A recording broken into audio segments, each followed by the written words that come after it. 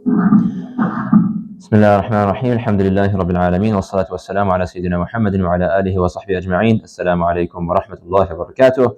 I hope everybody is doing wonderful today on this beautiful and very warm day. Everybody's doing fabulous, fantastic, alhamdulillah.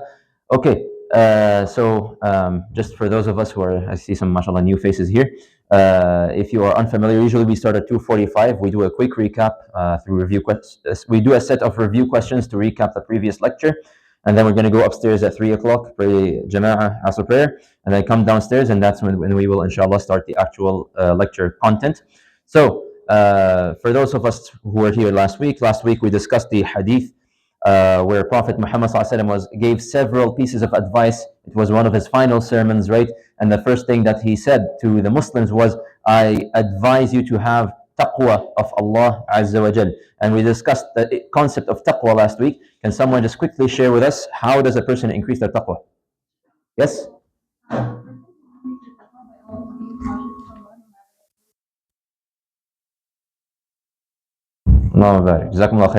Very simple. The taqwa of Allah, and of course we defined what is taqwa last week. Taqwa is one of these words which English honestly does a very horrible job at translating. It just puts it as fear.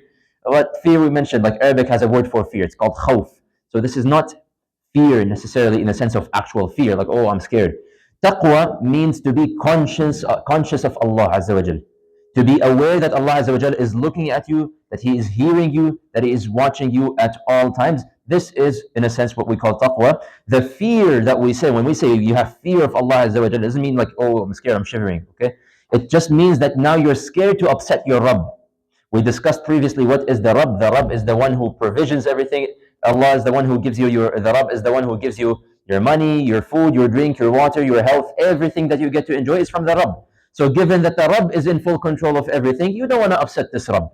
So this is the fear that you have of the Rabb. And this is how a person can increase their taqwa, by following the commands of Allah Azza wa Jalla and refraining from whatever He has forbidden. And we also mentioned the advice of Prophet Muhammad to follow the orders of those who have authority. So we mentioned, of course we explained this, but what is the only case where you're not supposed to obey the people of authority? Yes? Very good. If they command you to disobey Allah Azza wa Jal, at this point you say sorry. Yes, and we mentioned, of course, what does it mean by authority? We mentioned the verse from the Quran, Ya ayyuhalladhina amanu ati'u Allah wa ati'u Rasulah wa ulil amri minkum. So the verse says you have to obey those with authority, whether these are your parents, whether these are your teachers, your principal at school, whether it is the police and the government, right? All of these fall within obeying the people of authority. However, as soon as they start to trespass their limits, as soon as they start to command you to do something that goes against the commands of Allah Azza wa Jal. So for example, we mentioned the example last week, in some governments, they, for example, ban the hijab. Well, I cannot, sorry, it is what it is. I can't control these rules, but listen, I worship Allah first and foremost. I obey Allah before I obey anyone else. And alhamdulillah, for the most part here, we have parents who are Muslims, but I have had cases here of people who are your age. They come to me and complain, my parents have issues with me praying at home. And they tell me, we don't want to see you pray. Just go do it somewhere else. And so in this case, even the Quran addresses this, and it says, you should not obey them in this case, but still be good to them. Okay, so still have respect, still have adab and manners and akhlaq towards them. But when it comes to the obedience of Allah Azza wa Jal, there is a line that you draw and say, sorry mom, sorry dad, sorry teacher, sorry this and that. We respect you, but when it comes to Allah Azza wa Jal, I worship Allah Azza wa Jal first and foremost. What is the difference between introducing a good practice versus an innovation? Yes? You introduce a good practice, being the first to make sadaqah. Innovation is like doing something random, like saying this is for Allah. Okay, so yeah, I guess you kind of gave an example of introducing a good practice. So we mentioned the primary difference, okay? They don't contradict each other. Introducing a good practice is still something that you take from the Quran and the Sunnah, okay? So the example that our friend gave is sadaqah, for example. We mentioned even last week the example of fundraisers, right? Mashallah, the sheikh comes up, grabs the mic, goes crazy on the mic, gives you a hadith, and everybody's hyped up. Okay, Allah, raise your hand. Who wants to donate $10,000? Ultimate silence in the entire hall. Nobody dares to put their hands up. But this first person to raise their hand up, this person has a special reward, more than just donating $10,000. Why? Because now he's motivated others to do the same. Okay, you know what? This person just raised their hand. Everybody's, maybe a lot of people in the room have this idea of, you know what? I don't want to be the first to do it. It's kind of embarrassing. I'll wait for someone else to raise their hand and then I'll participate as well. So the person raised their hand and then someone else, you know what? Like, okay, he did it. I can also do well as well. People start raising their hands, so people start seeing other people participate, so they start participating as well, right? So this is man sanna sunnatan hasana. This is introducing a good practice, and this is highly encouraged, and this is very highly rewarded. And the same thing, for example, if I tell you guys, whoever memorizes the most Quran out of you for in the next month, I'm gonna give them $50. Okay. So it's quote unquote a bribe in a sense. But now I am pushing you and encouraging you to do a good deed. And this is something encouraged. And this is something that inshallah, if Allah Azza wa Jalla accepts us and we do it with sincerity, then this has a lot of good deeds. Versus an innovation. And we talked about in detail what are innovations. It's to make up something that doesn't even exist in Islam and say, well, this is part of Islam. This is forbidden. This is, no matter how sincere you are about it, no matter how good you makes you feel, right? And we mentioned some of the, for example, I gave you several examples. Like, I can't say, you know what, guys, from today on, we're all going to just drop and roll on the floor, okay? And we're going to do it for the sake of Allah, and we're going to do it with full sincerity. And we're going to have a lot of khushu' as we are rolling on the floor. And, have fun rolling on the floor, but that's not going to do you any benefit, because we don't find anywhere in the Quran or in the Sunnah of the Sahaba or Prophet Muhammad rolling on the floor, right? If they did, then maybe we will say that's a different story. But said, alhamdulillah, they did not do that, so we don't have to roll on the floor. So you cannot innovate such a practice. That is haram, and this is not a good thing as well, and it is rejected. What is the main reason why Prophet Muhammad ﷺ was inviting different tribes and individuals to Islam? Yes, in the middle. Yes. Sorry? So you're correct, but you're missing a key point. Why is he like Jazakumullah khair. So yes, of course, Prophet Muhammad ﷺ was going around the different tribes. Now this is, by the way, keep in mind, this is happening after the death of Abu Talib, right? After the death of the main person who was responsible of protecting him. Now that he has lost Abu Talib, he has lost Khadija radiallahu anha, he is not feeling very safe in Mecca. Okay, he has all of these leaders who are against him. They are waiting for any chance to go and kill him, to go and harm him. The Islam is, being the Sahaba are being tortured and persecuted. So Prophet Muhammad ﷺ is now taking advantage of the season of Hajj. Why? So he can go to all of these different tribes that are coming from all over the place. You know how Hajj today, people travel from all over different places, Canada, Pakistan, Syria, all of these places they go. They travel to Mecca so they can perform Hajj. So Prophet Muhammad ﷺ is taking advantage of this. He's giving da'wah to all of these different tribes. Of course, number one, to guide them into Islam. There's no doubt about this. But however, there was another goal that he also needed, and that is so that he can find another tribe other than Quraysh that can take him in, that can protect him, accept his religion, so that he can now spread Islam freely without much persecution and harassment like he is facing in Mecca. And we mentioned some of the stories of the tribes last week. When I mentioned the story of Banu Amir bin Sa'sa'a, that they were kind of interested in his message, but eventually he turned them down. Anyone can remember why? Yes? Very good. They were not sincere in their intention.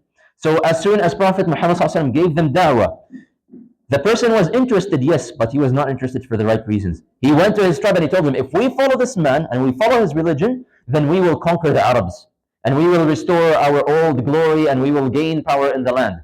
And then he turns to Prophet Muhammad ﷺ and he asks him that if we were to follow you and Allah Azza wa Jalla grants you victory, does that mean that we're going to be the kings of the land? So Prophet Muhammad ﷺ told him, look, bro, sorry, but inna al-arda lillah. that the land belongs to Allah Azza wa Jal. Allah grants this land to whoever He wants. So this leader, he got upset and he told him, we have no use for your message. Why did Prophet Muhammad refuse the offer of Banu Shayban ibn Tha'labah to take him in? I have to gloss over a little bit faster because the salah is in like 4 minutes. Anyone? Yes?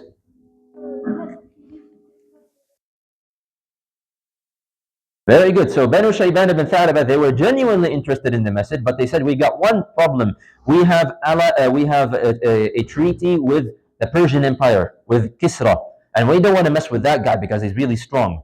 So they asked Prophet Muhammad, is it okay that we appear as Muslims in front of all of the Arabs, but when we go and deal with Kisra, that we appear as non-Muslims, that we don't want to be Muslims in front of him? Prophet Muhammad said, Allah Azza wa Jal only grants victory to those who fully embrace the message of Islam. You cannot half accept the message of Islam. And this is important for us today to understand here in the West. You cannot be Muslim in the masjid and be something else outside. It's at school or at university or at work. Islam is a complete package. You either take it all or you leave it all. There is no half and half and playing games in Islam. How did Tufayl ibn Amr accept Islam? Yes, again in the back. Very good. So remember the story of Tufayl ibn Amr, just as a quick summary. He was one of those people, he was a leader of a big tribe, so the Quraysh recognized him. They warned him, they're like, be careful, there's a person that you should stay away from because his words are going to like cause you to split up with your families, and he's going to cast a magic on you, and he's going to do this and that. So he gets really scared. He puts 2 pieces of cotton on his ear so that he doesn't hear the Quran. And in the evening, he goes to the Kaaba so that he can, do whatever he wanted to do. And Allah Azza wa Jal willed that he would hear the Quran of Prophet Muhammad despite having something blocking the sound in his ear. And eventually, he liked what he heard. He spoke with Prophet Muhammad and eventually he accepted Islam. And the last question: how did Dimad ibn Tha'labah accept Islam? Yes.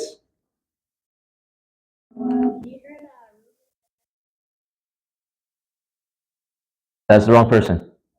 That's Abu Dharr al-Ghifari. Yes.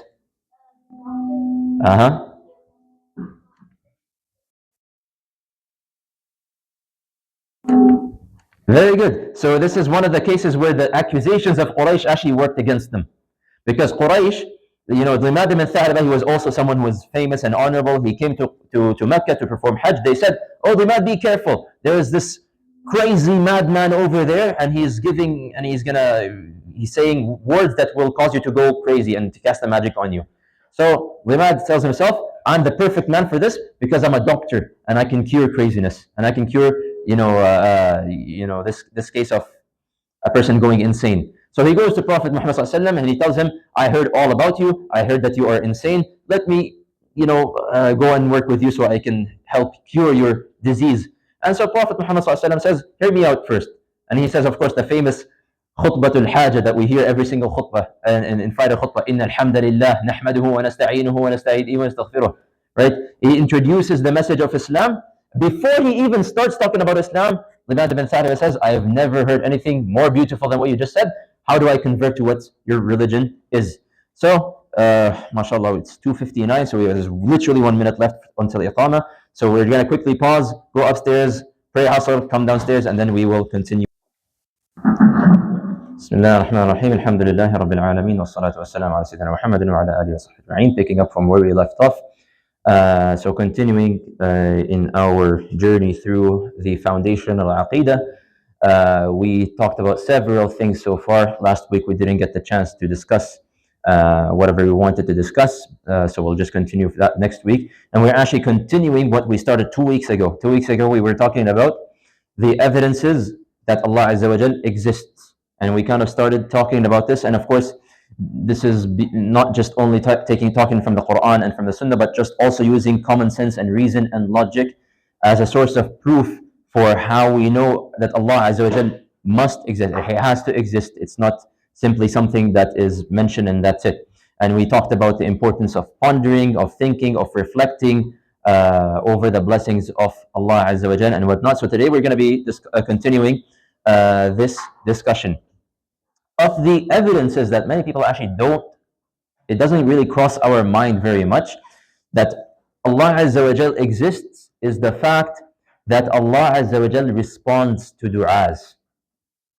And many people, that doesn't cross their mind when you ask them, how do you know, what's your proof that Allah Azza wa Jal exists? Allah Azza wa Jal is the all-hearing, is as-Samir. Anybody who raises their hands to Allah Azza wa Jal, Allah Azza wa Jal hears them, and Allah Azza wa Jal responds to them. And there are so many verses in the Quran to that mention this. وَإِذَا سَأَلَكَ عِبَادِي عَنِّي فَإِنِّي قَرِيبٌ أُجِيبُ دَعْوَةَ الدَّاعِ إِذَا دَعَانِ. That I answer the call of the person, of the one, of my servant who calls out to me. And but every single one, now some of us might be asking, wondering, like, how is this even a proof of existence? Very simple. Every single one of you in this room, without exception, you have made at least one dua, probably several du'as to Allah Azza wa Jal, where your dua got answered and you saw it. You asked Allah to, I don't know, anything. That you asked Allah that you get a certain job, or that you get a certain grade, or that something good happens to you, or that Allah Azza wa Jal heals someone. Perhaps this person, the doctor said that, oh, there's no way that there's going to survive, but then you made dua to Allah, and then through some unexplainable miracle, they were cured. Every single one of you, you have made a dua, at least several duas in your life, that Allah Azza wa Jal answered and you saw it. However, this is where shaitan comes into the equation. Shaitan doesn't want you to remember that. Shaitan wants you to forget that you made a dua at one point in your life and Allah Azza wa Jal answered your dua. Now think about that for a second. Why would shaitan put an effort to distract you to the point where you forget that you ever made dua?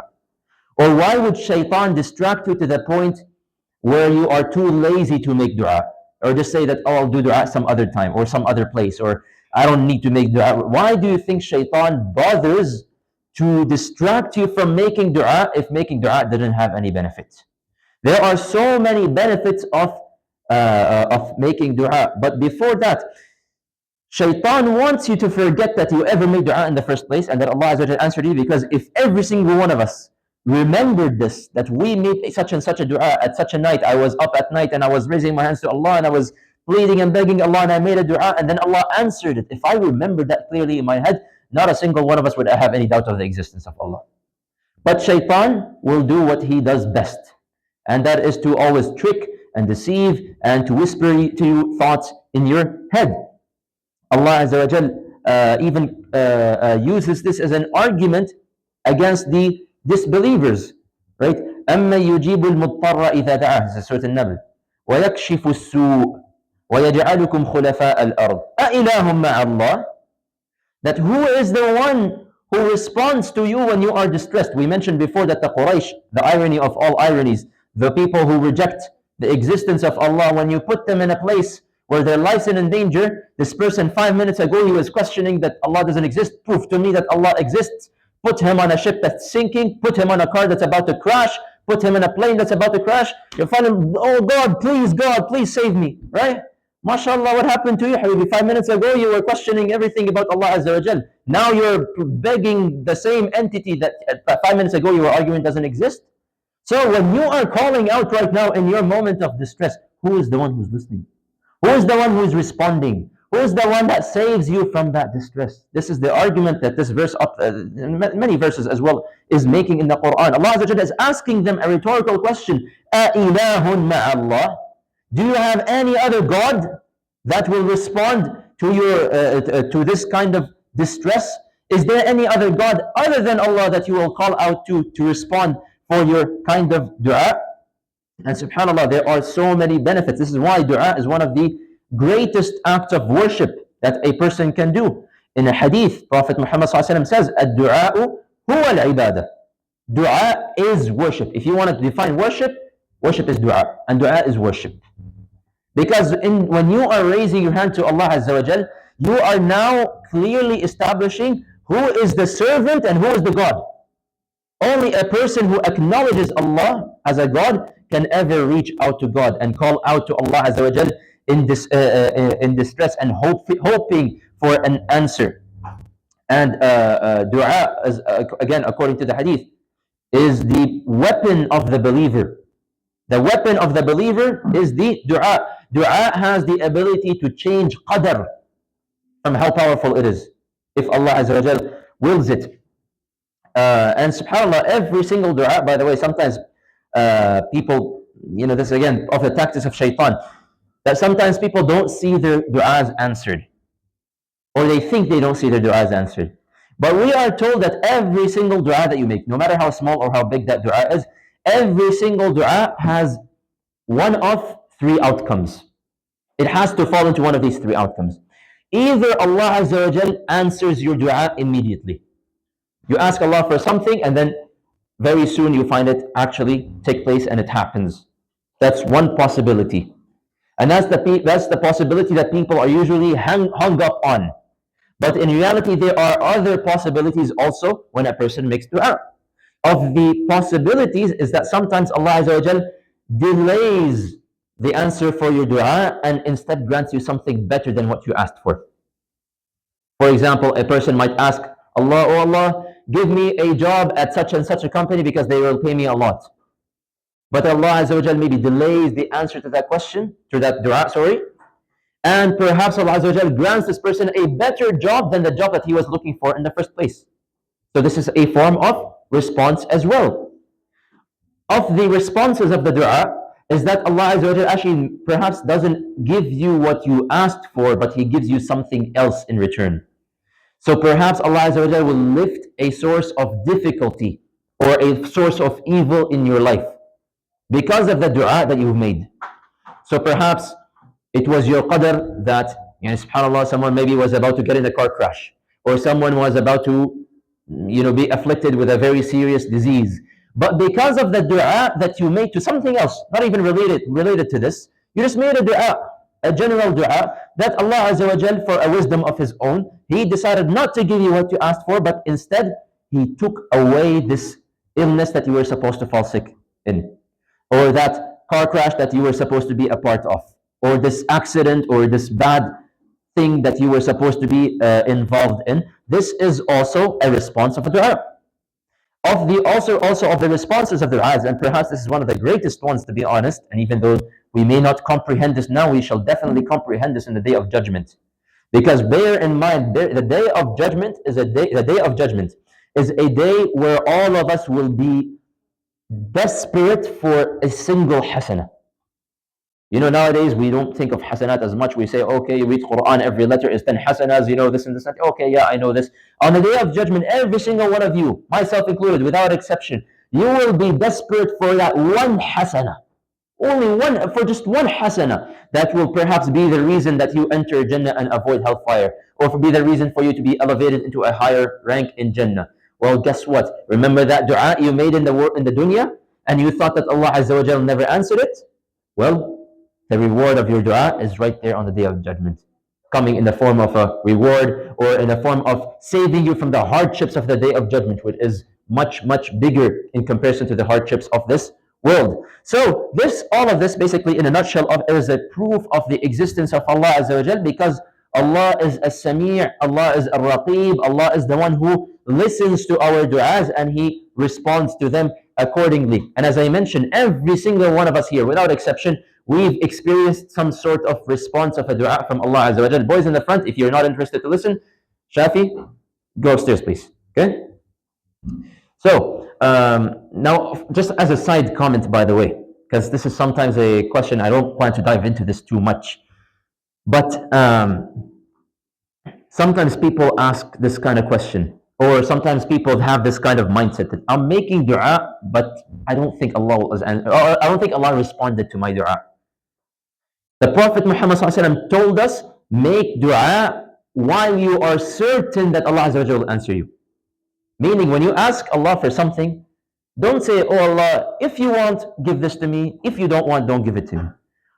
Say, oh Allah, grant me this. Oh Allah, grant me $1 million. Oh Allah, grant me good health. Oh Allah, grant me good, whatever you are making dua for. Ask Allah with high expectations, and be sure that Allah Azza wa Jalla will answer your dua. Because a person who thinks that Allah Azza wa Jalla will not answer his dua, Allah will not answer his dua. So always have certainty that Allah Azza wa Jalla shall answer our du'as, even when it comes to what's happening today in the world in Palestine.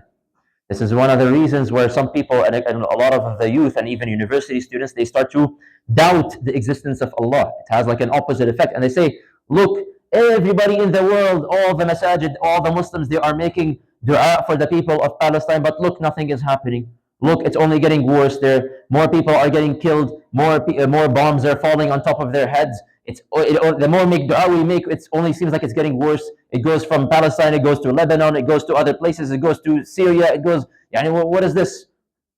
So realize first and foremost, everything happens by the permission of Allah Azza wa Jal. Everything has a wisdom, okay? And perhaps Allah Azza wa Jal sometimes leaves things to happen in a certain way as a form of a test. Remember your purpose here in life, and we mentioned this several times before. Your main and true purpose in life is not so that you are living a luxurious and a free and a carefree and a comfortable life. This is a life, the faster you accept this fact, the more comfortable of a life you will live. This is a life of difficulty. This is a life of discomfort. This is a life of stress. Because this is not our eternal life. We will all pass away one day. This is a life where we are getting tested. So the people of Palestine are getting tested, and we are also getting tested through the people of Palestine. So it's not that Allah Azza wa Jal is ignoring our du'as, because again, this goes against what we just mentioned. Allah Azza wa Jal hears our du'as, but Allah Azza wa Jal has the wisdom, has the hikmah to know when and how to respond to a du'a in a way that is the most beneficial to everybody in the world. Okay? Of the evidences of the existence of Allah Azza wa Jal, and this is the last point that we'll mention inshallah, is one of probably the most obvious ones, and that is the miracles that Allah Azza wa Jal grants. Whether we are talking about the miracles that He has granted to His prophets, or whether it is some mini miracles that even regular people like me and you, we've experienced in our lives as well. So, but before I move on to this, the reason I kept this to the very end as the last point when it comes to the existence of Allah, even though people usually mention this as the first point, I mentioned this as the last point. Why? Because I would like to remind you of the purpose of a miracle. Why does Allah Azza wa Jal give miracles, and why does Allah give miracles to prophets? The main reason why Allah Azza wa Jal grants miracles is actually not to convince the disbelievers to believe. That's actually not the main purpose. It's a misconception. It's one of the side effects.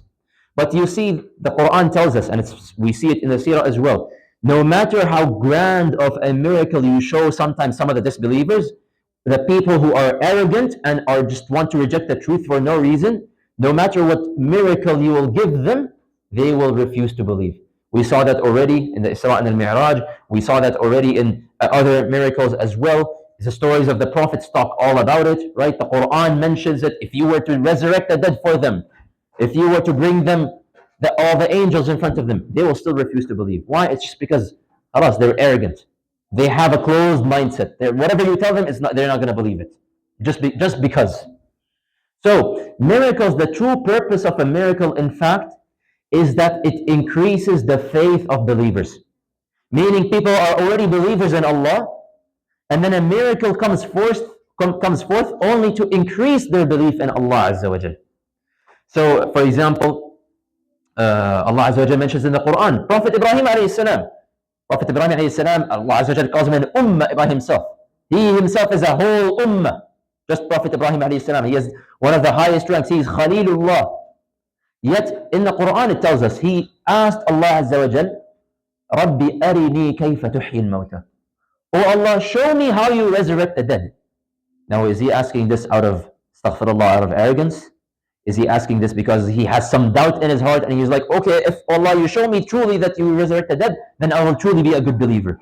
Do you think this is why Prophet Ibrahim alayhi salam is asking this question? No, obviously not. And the verse says, Allah Azza wa Jalla responds to Ibrahim as قَالَ أَوَلَمْ تُؤْمِنْ. Are you not already a believer? And so Ibrahim responds and he says, Bala, I am a believer. Meaning, oh Allah, whether you show me this miracle or not, I'm already a believer. But if I see it, it will make me a stronger believer. So this is the first and the true purpose of all miracles that you see, whether it's the miracles of the prophets or any kind of miracles that you see. Okay. However, sometimes they also serve as a proof of the existence of Allah Azza wa Jal. The same thing, for example, the story of Uzair in the Quran, also in Surah Al-Baqarah, where أو كالذي مر على قرية وهي خاوية على عروشها قال أن يحيي هذه الله بعد موتها. When Uzair, and most likely this was Uzair according to the tafsir, that he walked by a village which was completely decimated. Nothing was in it, nothing was alive in it. And so he asked, he questioned, not a question where he's challenging Allah Azza wa Jalla, astaghfirullah. He's not challenging Allah, but he's again looking for something to increase his iman. How would Allah resurrect this dead city? That there's nothing in it, everything is burnt to the ground. And so Allah Azza wa Jalla caused him to pass away for 100 years, and then he resurrected him again, and he saw this completely changed. Same thing with the people of Ashabul Kahf, the people of the cave, right? We read this story every single Friday. The people, the young men who went to the cave, and then they slept for over 300 years, and then they woke up again. They didn't, it's not a miracle that's meant to prove to them that, oh, Allah exists. It's a miracle to prove to them, or sorry, it's a miracle that was meant to increase their faith in Allah Azza wa Jalla. And that's exactly what it did. So, however, these miracles, they can be served, of course, as proof of the existence of Allah Azza wa Jalla, because they are miracles at the end of the day. Because no human being can do the things that Allah Azza wa Jalla caused to happen. Whether we are talking about the camel of the people of Thamud, that just, Allah Azza wa Jalla willed for it, a camel just popped, the rock popped open, and a camel came out.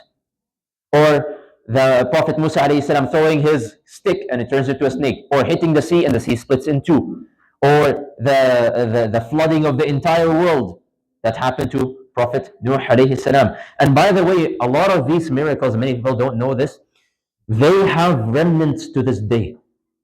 They have remnants to this day in like, you find them in different cultures.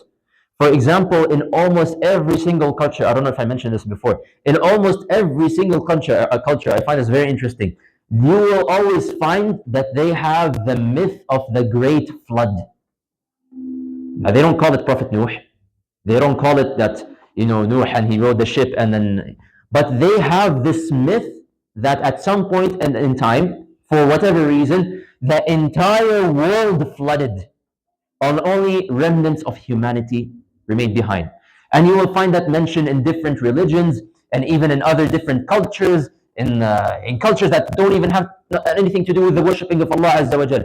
But you will find them mentioning that. Do you think that all of these cultures mentioning all of the same similar kind of story, they don't have a same source? They don't have a source a source of truth for this kind of quote unquote story. It's not really a story, it's a real life event that took place, right?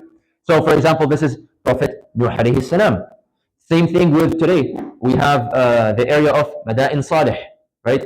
Mada'in Salih today, if you go, you will find the houses of the tribe of Thamud. Boys in the back, what's going on? Please, if you want to play around, please, you're disrupting the people around you. Yazan, you're disrupting the people around you, please just go. Okay? I don't have any please. If you're here to play around with your friends, I understand that. You can play with that outside. So, what was I saying? Astaghfirullah. The people of Thamud. To this day, for example, you can go on Google Maps. You can go Google Mada'in Salih. You will see the same mountains which Allah Azza wa Jal mentions in the Quran, that the people of Thamud carved them out. The remnants are there for us to see in order to reflect about Allah Azza wa Jal and the abilities of Allah Azza wa Jal when He destroyed such a people who, in the first place, them carving out the mountains was something out of something unimaginable. How did they carve out the mountains in such a place? How did they have? What kind of technologies did they use? Did they have? Obviously, they didn't have the internet or any kind of tools or drills and whatnot. So how did they do all of this?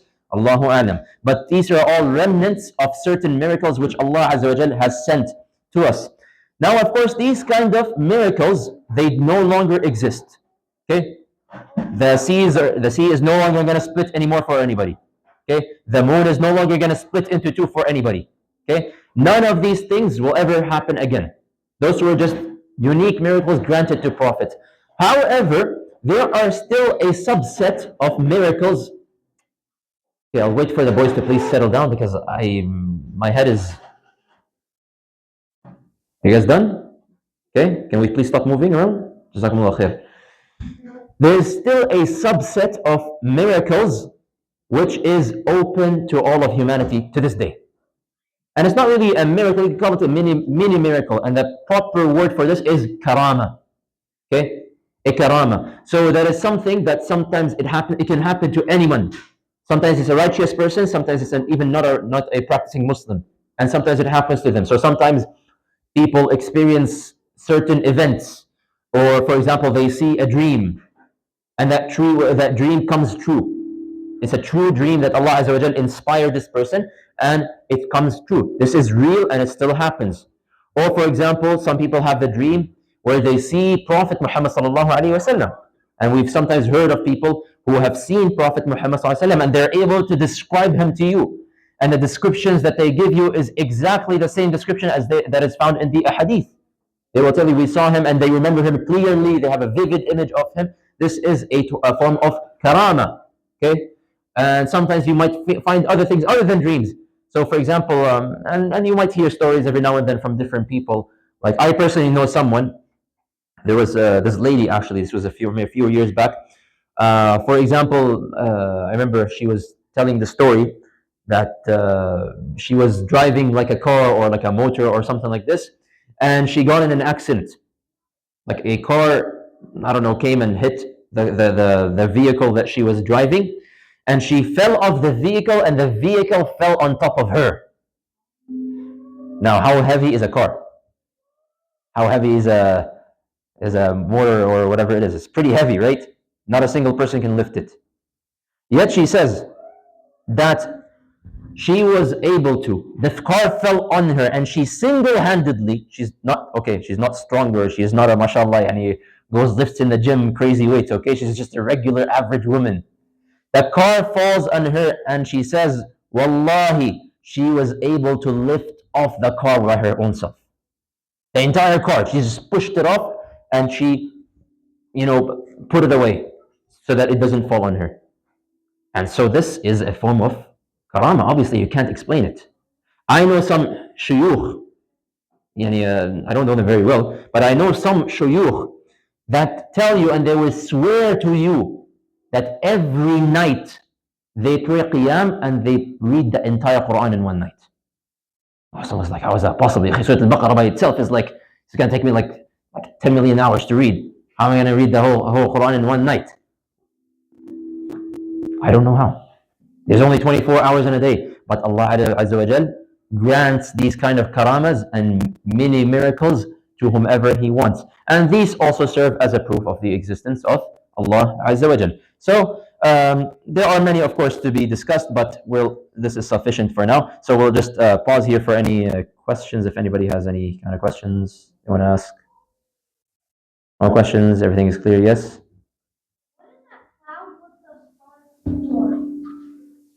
Huh? I don't know. What do you want from me? Any other actual questions? I don't know why this mic is very sensitive.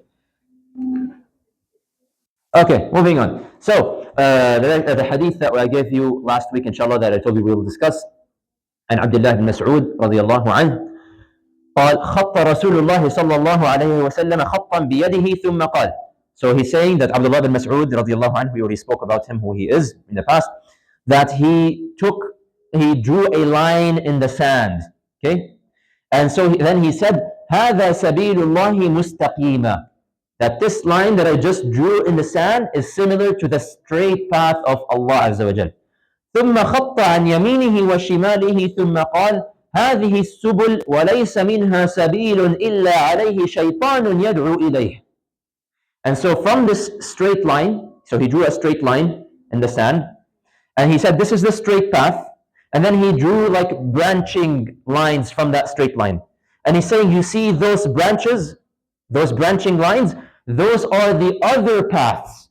And every single one of these paths, they have a shaitan calling people towards them. To misguide, of course, meaning to misguide people. And then he recited the verse that is found in Surah Al-An'am, وَأَنَّ هَذَا صِرَاطِي مُسْتَقِيمًا فَاتَّبِعُوهُ وَلَا تَتَّبِعُوا السُّبُلَ فَتَفَرَّقَ بِكُمْ عَنْ سَبِيلِهِ.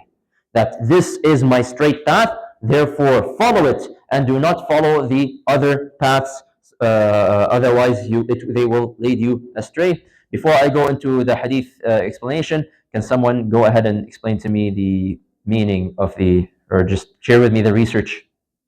Yes. This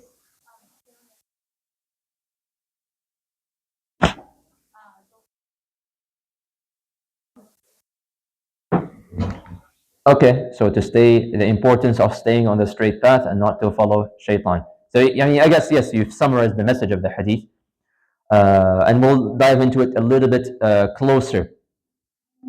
Because, first and foremost, what does it mean, the straight path? This is something that we ask Allah Azza wa Jalla in every single prayer. And if you don't do it, your salah is not even accepted. And when you are reciting Surah Al-Fatiha, you are saying to Allah Azza wa Jal, Ihdina as-sirata al-mustaqim, which translates to, Oh Allah, guide us to the straight path. What does this sirat al-mustaqim mean? What does the straight path mean? The Quran itself answers it. Surah Al-Fatiha itself answers it. And it says, صراط الذين أنعمت عليهم غير المغضوب عليهم ولا الضالين. That this is the path of those whom you have blessed, meaning the righteous people, Prophet Muhammad ﷺ, his Sahaba, and the people who followed them as well. Not the people غير المغضوب عليهم, not the people who have earned your anger. These are referring to the Jewish people, meaning the people who had arrogance. They saw the truth, they knew it was the truth, but they refused to follow the truth. ولا الضالين, and not like the people who are completely lost, like the Christians, basically, who don't even know the right from the wrong, from who is Allah, who is their God. They are confused. There are so many different sects, right? Like you go ask two different Christians, show me your Bible, they'll give you two different Bibles. They're confused. وَلَا الضَّالِينَ. This is وَلَا الضَّالِينَ. So the sirat al-mustaqim that Allah Azza wa Jalla tells us in the Quran and is mentioned in this hadith is referencing the path that is based on Tawheed. We mentioned in a lot of details what is Tawheed, La ilaha illallah, right? And those who follow the Sunnah of Prophet Muhammad sallallahu alaihi wasallam. Okay? Now, it's very similar in a sense, okay? It's a very easy concept to understand. What Allah Azza wa Jalla is teaching us and what Prophet Muhammad sallallahu alaihi wasallam is telling us, look, there is only one road that you can take to Jannah. There is no other way. There is no method. There is no other method that you can invent now that you are in 2024. You are in the age of technology and the age of the internet. So you're going to now come up with your new methodology of being able to arrive at Jannah. This, you cannot come up with that. And whatever you come up with, that's one of the paths of shaitan. There's only one way. Okay? If you put Jannah in your Google Maps, there's only one way. It's only one way that you can take. So as-sirat al-mustaqim and Tawheed and the Quran and the Sunnah is like your Google Maps, right? That voice that tells you, in 300 meters, turn right. In 500 meters, make a U-turn, right? That's the Quran and the Sunnah, except it's not bringing you to whatever destination you're trying to get to here. Rather, it's taking you to Jannah. It's telling you, go here, stay away from that, go there, take a right there, take a left over there, go walk for 10 kilometers this way. This is as-sirat al-mustaqim. And the second you decide to go somewhere else and to change your path, in this case, there is no recalculating your route. Okay? There is no recalculating your route. If you want to recalculating your route, you got to make a U-turn, go back to sirat al-mustaqim. Because there is no other way that will lead you to Jannah. This is as-sirat al-mustaqim. Now, what about these other paths? What does it really mean when it talks about all of these other paths? Now, it of course refers to everything that is not calling to Tawheed or following the Quran and the Sunnah. And that also includes, and by the way, this answers the question of, sometimes people are confused, like, why are there so many sects in Islam? Like, what are all of these things? I don't even know what they are. What is Ismaili, Ahmadi, Shia, this and that? What are all of these religions and whatnot? How do I not know that they are, right? So, very simple. All of these, you can say paths. Okay, we'll just call them paths. They fall into usually one of these 3 points. It's either they have done some sort of exaggeration in their religion, or they have just become so heedless to the point where everything is open, or that now they just literally invented something new that doesn't even exist. So exaggeration, we find it in some of the Shias. So the Shias, what they have done is that they have taken, for example, Ali bin Abi Talib, radiallahu anh, and they've praised him and glorified him and exaggerated his status to the point where they view him to be someone who's divine. So he knows the ghaib, he knows the unseen. He has some superpowers and he can, I don't know, do some crazy things, right? This is what the Shias believe about Ali bin Abi Talib. So they have taken the status of someone who is righteous. Ali bin Abi Talib, we view him as a righteous person. He is one of the Ashra Mubashar, he's one of the 10 who is promised Jannah. And they took that and they multiplied it times 100. And they put him up in a status which now you're no longer following the Quran and the Sunnah. You're no longer following as-sirat al-mustaqim. You've now exaggerated your religion to the point you've taken it to an extreme where you're going in a completely different direction now. Okay, or some people today, in some places, for example, they exaggerate not just the Shias. Some people they exaggerate the graves of righteous people. That this person was so pious and so pious in this world, and he used to worship Allah so well, and he was a great sheikh and a great scholar. Or sometimes they go to the graves of certain Sahaba, and they start praying to those graves, making sujood to those graves, doing tawaf around those graves, rubbing their hands and doing some weird things around these graves, right? And this is a form that these people are exaggerating the status of righteous people. They are righteous people. Yes, we can make dua for them, but we don't make dua to them. We don't make sujood to them. This person is dead. What is he going to benefit me? Whether this is the grave of Abu Bakr as-Siddiq, or whether this is the grave of a Sahabi, or the grave of a prophet, or anything, what are they going to do to me? If I make dua to them, how are they going to answer me? If I pray to them, how are they going to hear my prayers? So my prayers, my dua are only to Allah Azza wa Jal. And so those people who took, and this is, of course, we mentioned this in the past, this is how shirk started in the first place. This is how people started idol worshipping, right? Putting statues and worshipping idols. How did that come in the first place? Because they decided to exaggerate the status of righteous people. They took some people, for example, the story of Nuh alayhi salam, وَلَا تَذَرُنَّ وَدًّا وَلَا سُوَاعًا وَلَا يَغُوثَ وَيَعُوقَ وَنَسْرًا. These 5 people, they were real people, righteous people, that people decided to commemorate and said, let's build statues out of them so that we can remember how righteous they were. Initially, it was a good memory. It was just to remind the people of these righteous people. And then slowly but surely, as time went by, that turned into shirk and idol worshipping. So this is the danger of falling into exaggerations in the religion. So some of these paths, they fall because of people doing their exaggerations. Or, and this is honestly the one that we face here a lot in the West, the heedlessness. Everything is open. Everything is okay. They just give the green check mark for everything. And you find this, and I mentioned this before also, you hear this statement a lot sometimes in the public schools by your teachers or people, especially nowadays when they just want to make everything is inclusive and everything is okay, and Muslim is standing next to Christian, is standing next to Jewish, is standing next to this weird looking person, right, and whatnot, right? That everybody's inclusive, we all love each other, right? And so what do they say? And this is their effort, their very ignorant effort, to make everybody love each other. And they say, oh, we all worship the same God. Has anyone heard this statement before at school? I know I heard it so many times when I was at school. And my mic. I remember my social studies teacher, they used to say that all the time. Like, oh, it doesn't make sense why these people aren't getting along, because we're all worshiping the same God. We're just doing it in different ways, right? And initially, when someone is ignorant, they might hear that and be like, oh, wow, this guy has a good point. Like, we're all worshiping the same God, but we are doing it in different ways. And as soon as you said that, we mentioned, why is this problematic? Because it goes against the main definition of Tawheed, right? Tawheed, we said, is La ilaha illallah. La ilaha illallah. Negation and affirmation. Now when you say that, oh, everybody's okay because we are all worshipping Allah, you're doing that, you're affirming Allah Azza wa Jalla, but you're not negating any other God.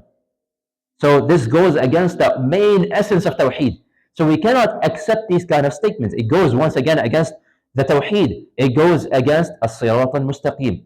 So therefore, we need to understand, no matter how much peer pressure you face, or no matter how much you are pushed to be part of these inclusive, quote unquote, kind of events where they tell you, come on, just, we try some of your religion, you try some of our practices, let's just all take pictures together and smile and love each other, and, hearts and peace and whatnot.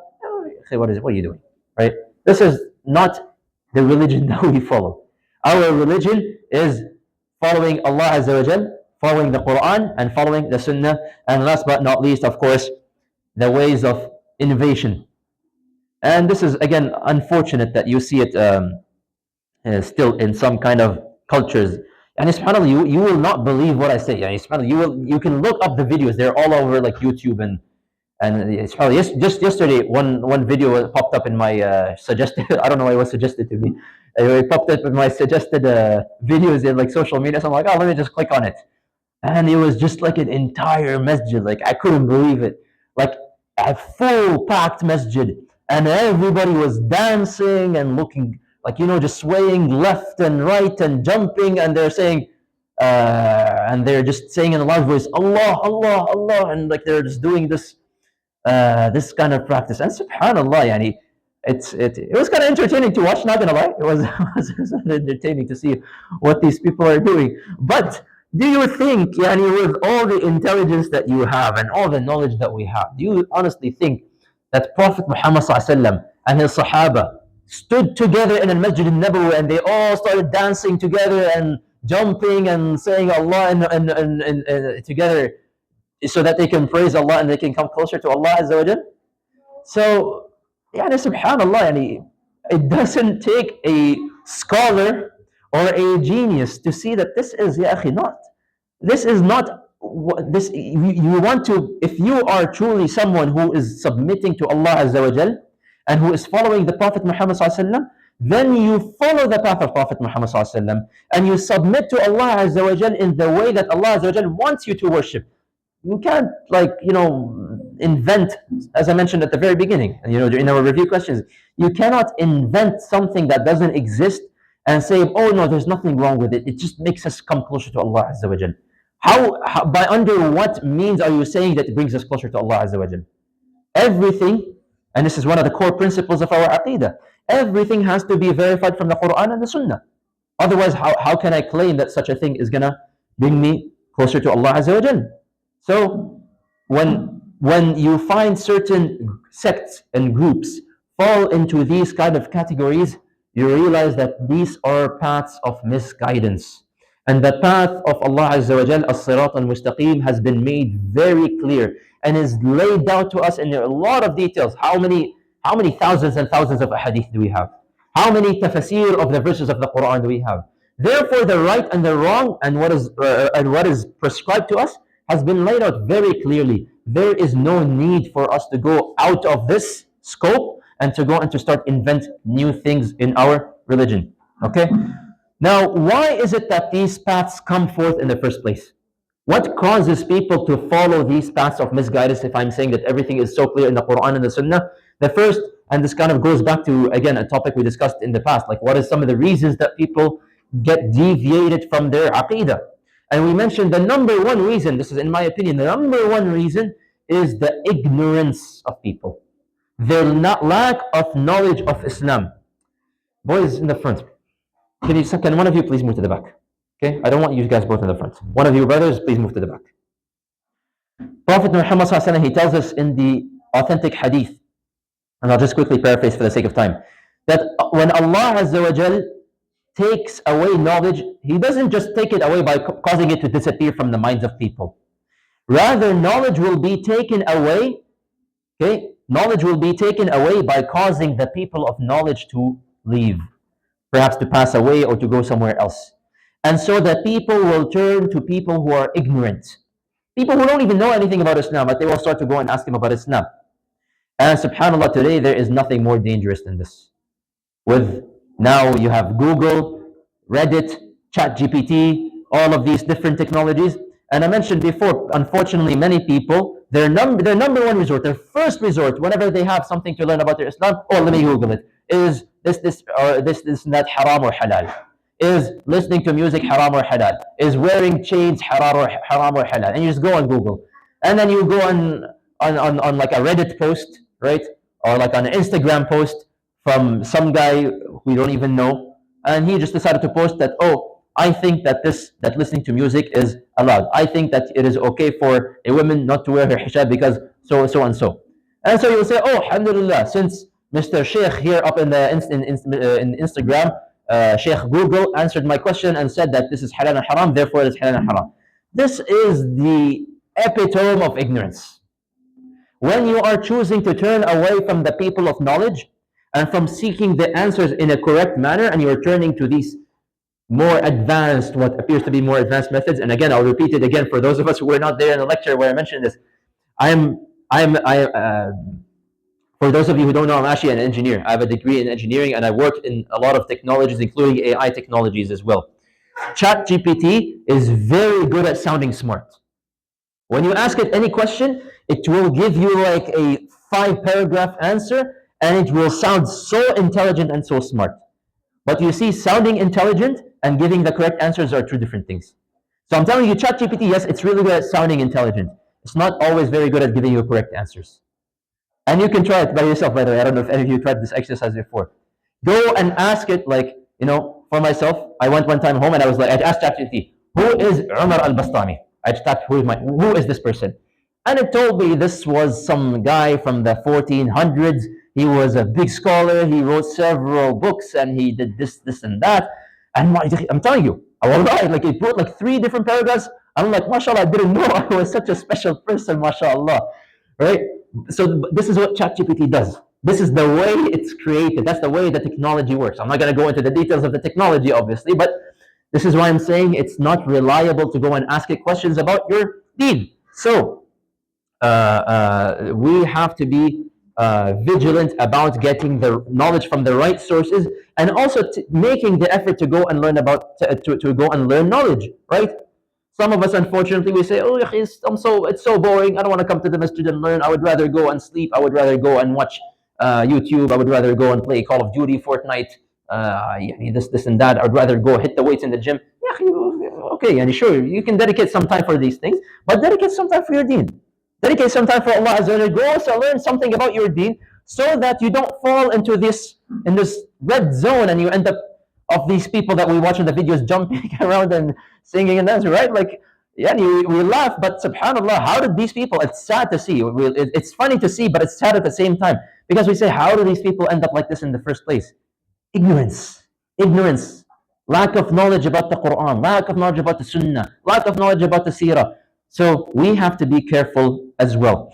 Of the reasons also that causes people a lot, and this is very relevant here in our land that we live in today, the just following whatever you desire, following your whims and desires. Whatever I want, I'll just make up whatever excuse possible to try to bend the rules of Islam to say that is halal. And some people, wallahi, subhanallah, this is one of the biggest problems that I face with the youth your age. People coming to me and arguing with me, like full-on arguments, arguing to me that, there's nothing wrong with having boyfriend and girlfriend.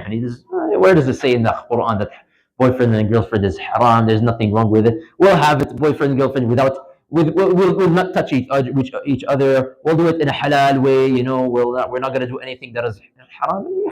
Always, think twice before you say what you are saying. This is just your whims and desires speaking in your own ways. And this is, by the way, not the time or the place to discuss the issue of relationships, but just for those of you who don't know, it's haram. You should never ever have boyfriend and girlfriend. This is completely impermissible and haram. But some people, they want to fulfill their own desires, so they put whatever excuse they want to go and follow their religion, to their own version of religion. And this is again another issue today. Some people view the Quran, ignorant people again, they view the Quran and they say, oh, the Quran is too outdated. It has verses that are not relevant to us anymore today. It was a book from 1,400 years ago, and today it's 2024. It's the age of technology. It's the age of the internet. We need a newer Quran that is more inclusive. Yeah, you get what I'm saying, right? More inclusive. Yani maybe mention women a little bit more in the Quran. Give them a little bit, gas them up a little bit. This, and that.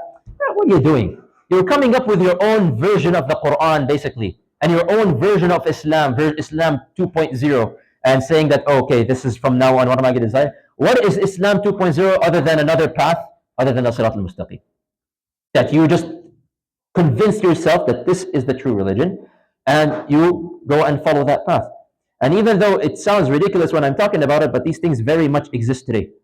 And you will find people, usually they call themselves the progressives, right? Modernists or whatever, the reformists, they are reforming Islam, right? Who gave you permission to go and reform the Quran? Who gave you permission to go and reform what Prophet Muhammad ﷺ has said? Who gave you this kind of authority? And so you will find masajid literally in the US with for example, the LGBTQ flag hanging up. And they say, we're open to everybody. We welcome everybody. Or masajid that have female imams and females who are giving Friday khutbahs and giving adhans and leading salahs, just because, if men can do it, then why not women as well? And subhanAllah. So this is all falling into this danger of following whims and desires. And Allah Azza wa Jal says in Surah Al-Qasas, وَمَنْ أَضَلُّ مِمَّنِ اتَّبَعَ هَوَاهُ بِغَيْرِ هُدًى مِنَ اللَّهِ. Who is more astray? There is nobody who is more astray than the person who just follows his own whims and desires without any kind of guidance. Without anything from the Quran and Sunnah, he just decides, okay, you know what?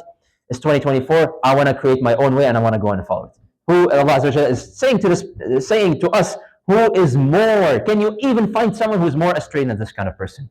So we also have to be careful of this. Sometimes we are tested, okay? You have the desire, you want to do something.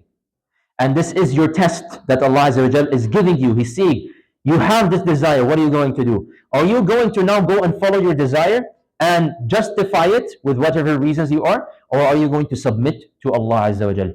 Who is your God? Is your God Allah Azza wa Jal? Or is your God your own nafs and your own desire? Of the reasons that that cause people to fall into these paths as well, and this is the last point we'll mention, also a very big problem that we are having today, and that is the issue of imitating other cultures. SubhanAllah, I was trying to pick a picture for this slide. And I was like, initially I saw this picture, I'm like, no, it's a ridiculous picture. And then I thought about it again. Actually, no, this is a really good picture. Because this is exactly what people are doing. This is literally what people are doing. They're going to people, to a different culture, to a different land, non-Muslims, who have their own cultures and traditions. And just because you are impressed by this culture, you decide to adopt it. So if it's a person who wears, like, if people start to walk in the streets like wearing like clowns and putting hats, you're gonna be like, oh yeah, let's do that too. It looks so cool, bro. Right? Like, let me just put the hairstyle like a cloud, shave my head from the middle, and put the hat in the middle and put the clown nose. Right? You guys are laughing like this, but this is, wallahi, is this not what we've been seeing in the past 3 years? People walking in the street.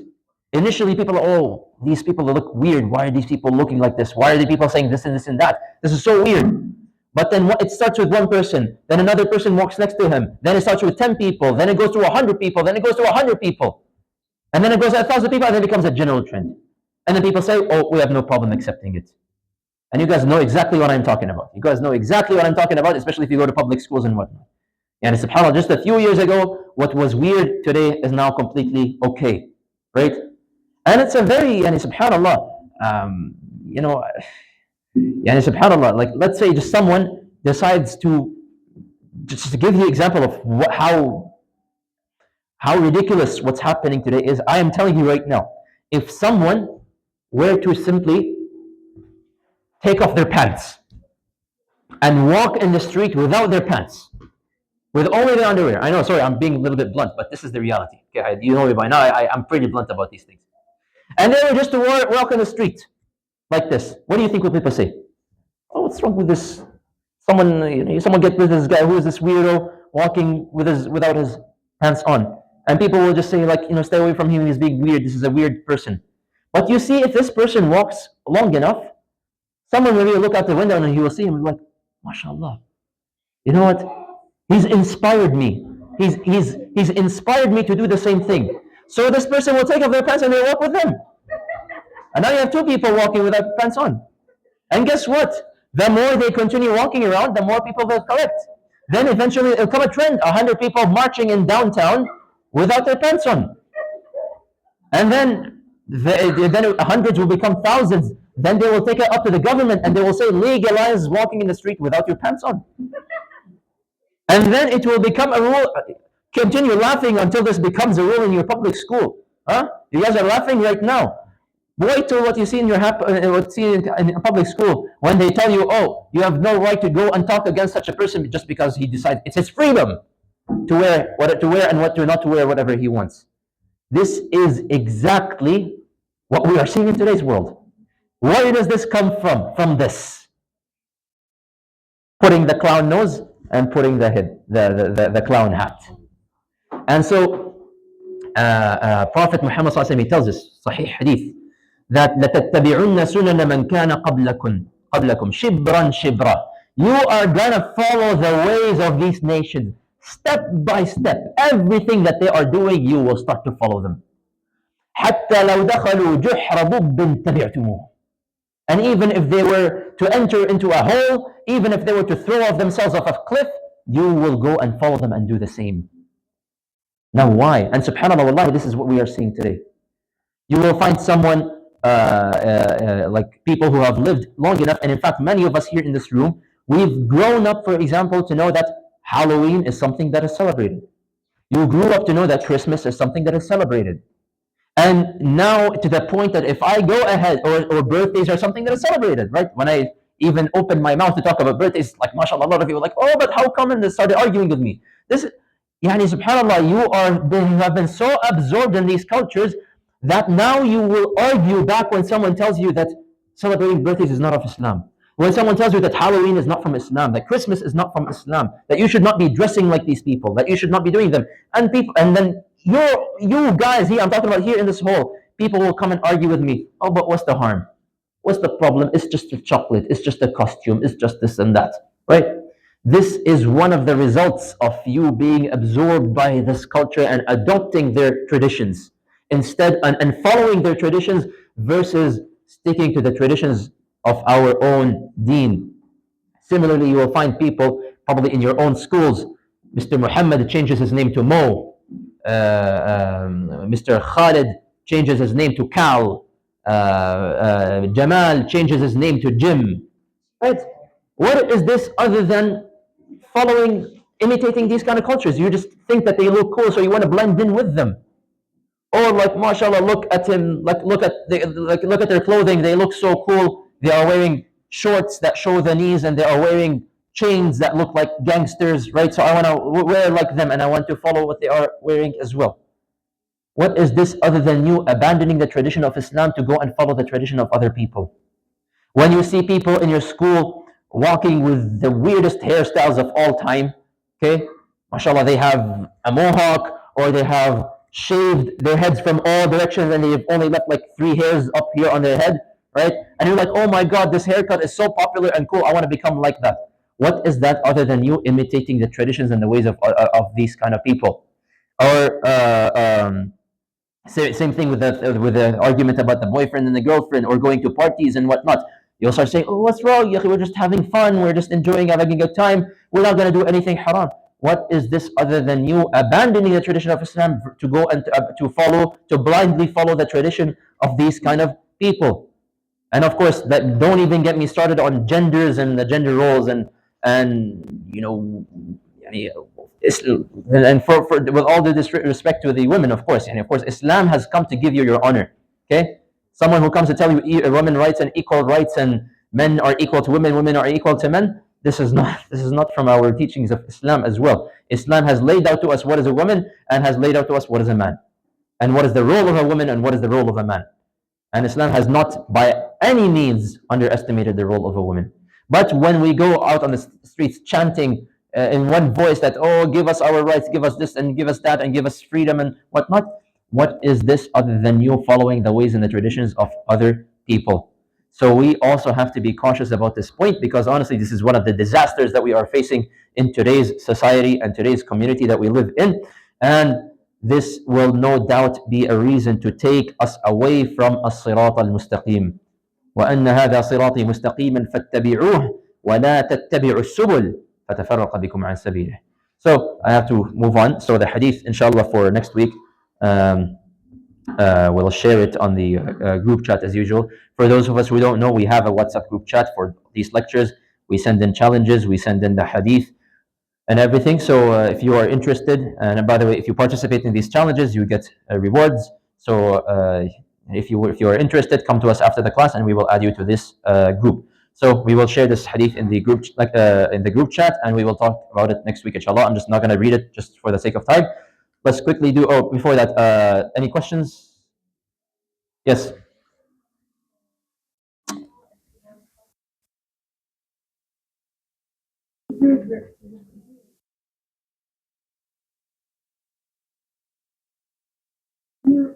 You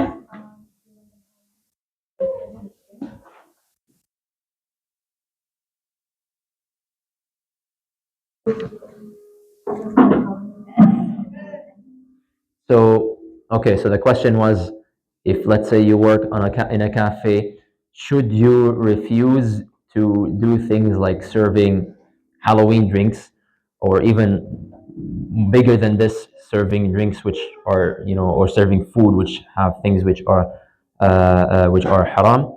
And subhanallah, there are tons of other places that you can go and work in. Okay, cafe is not paying you $100 an hour, right? Cafe is usually paying you minimum wage.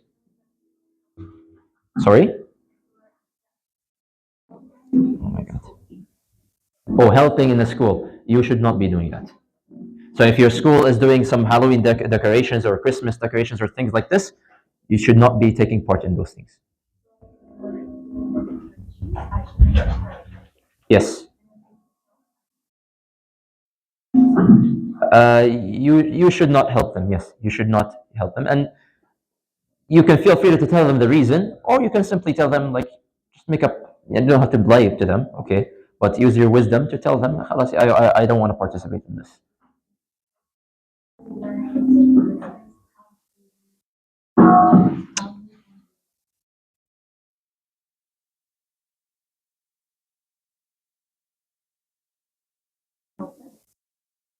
No, no. So if they are doing some other thing, okay, they're selling some other things that have nothing to do with Halloween, and they are halal drinks, halal food, whatever, that's completely fine. Okay? They want to do whatever events they want. That's their fault. Okay? That's not my problem. I'm not the one who's owning the business. Okay? But I cannot be part of helping in these kind of things.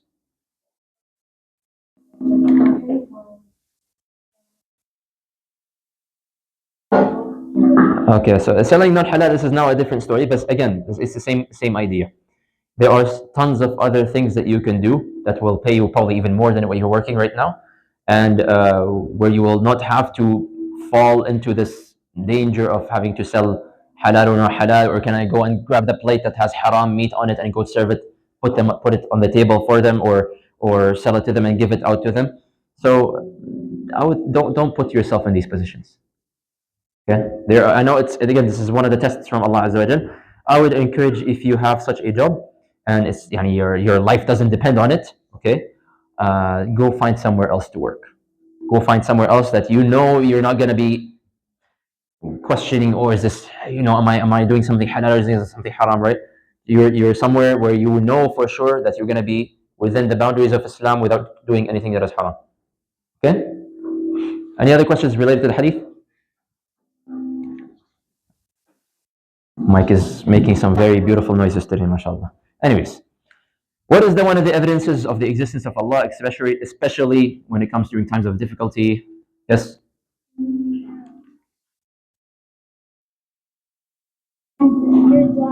Your du'as, yes. So that Allah Azza wa Jal responds to the du'as of those who call out to Him by removing their despair and removing the difficulties from their life. Why does the response for some du'as not come immediately? Yes, in the back.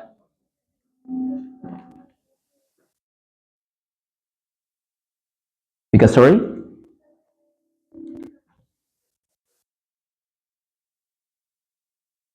Very good. So sometimes there's a wisdom that, and every time, in fact, in every single dua, there's sometimes wisdom. There's always a wisdom for Allah Azza wa Jal, not responding immediately for dua. Allah Azza wa Jal always wants the best for you, and sometimes He may choose not to give you immediately what you ask for because He has something better for you or to increase your reward and your ranks.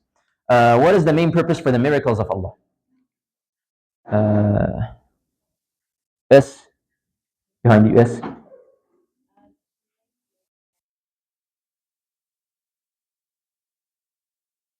Increase the faith of the believers. This is one of this is the primary benefits of purpose of miracles. And then, of course, it comes as a proof that the existence of Allah, but primarily is for the believers. Actually, what is a karama? Yes, very good. So these are kind of like mini miracles, you can call them, and it can happen to anyone, whether they are righteous or non-righteous. So it can seeing a true dream or seeing Prophet Muhammad ﷺ or some kind of unusual events, right? How can a person stay on the straight path? Ustadh? Through Tawheed and following the Sunnah of Prophet Muhammad ﷺ, jazakallah khair. What are some of the examples of the paths of misguidance? Yes? Yeah. Exaggeration, heedlessness, Very good. So exaggeration such as making righteous people into divinity, right? Or heedlessness, being open to everything, claiming, oh, we all love each other, we're all worshiping the same God, but in different ways, right? Or innovation, just plain, literally come up with things which don't even exist. What are some reasons for why people fall into paths of misguidance? Yes? Ignorance, right? Lack of knowledge. We mentioned following our whims and desires and imitating the surrounding cultures. Okay, and why is it dangerous to imitate the most advanced and the civilized cultures? Why is this dangerous? Yeah,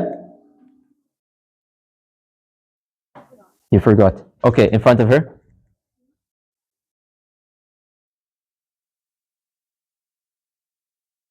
Because it can misguide you, and this is a point I kind of glossed over, but I'll just mention it explicitly now. Just because a civilization is advanced and they're intelligent and they have all the science and all the researchers and all the military power in the world, that does not mean that they are correct. Okay, whatever countries you hear on the news today, they have a lot of power, a lot of military power. They're very advanced. They have all the university. They have the highest level education. That does not mean that they are correct, that they are on the straight path. They might be the most advanced and the most powerful here in the dunya, but that does not make them on the straight path that will lead to Jannah. Okay? So, moving on, inshallah, I think we have like 20 minutes or so to discuss the fiqh section. So, we were beginning the book of Salah. We talked all about Tahara and we in a lot of details. And for those of us who are just joining and you missed perhaps all the lectures, all of these lectures are recorded. They are on the YouTube channel, so you can just YouTube my name, Omar Al Bastami, and you will find all the previous lectures recorded if you want to catch up to where we are right now, or you want to review some previous material.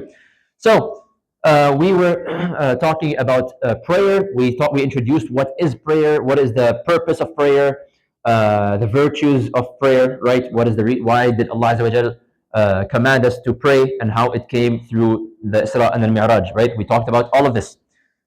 Of the things that we should also be aware of is that there are certain groups of people who are excused from offering prayer. Okay? There are certain groups of people which are excused from offering prayers.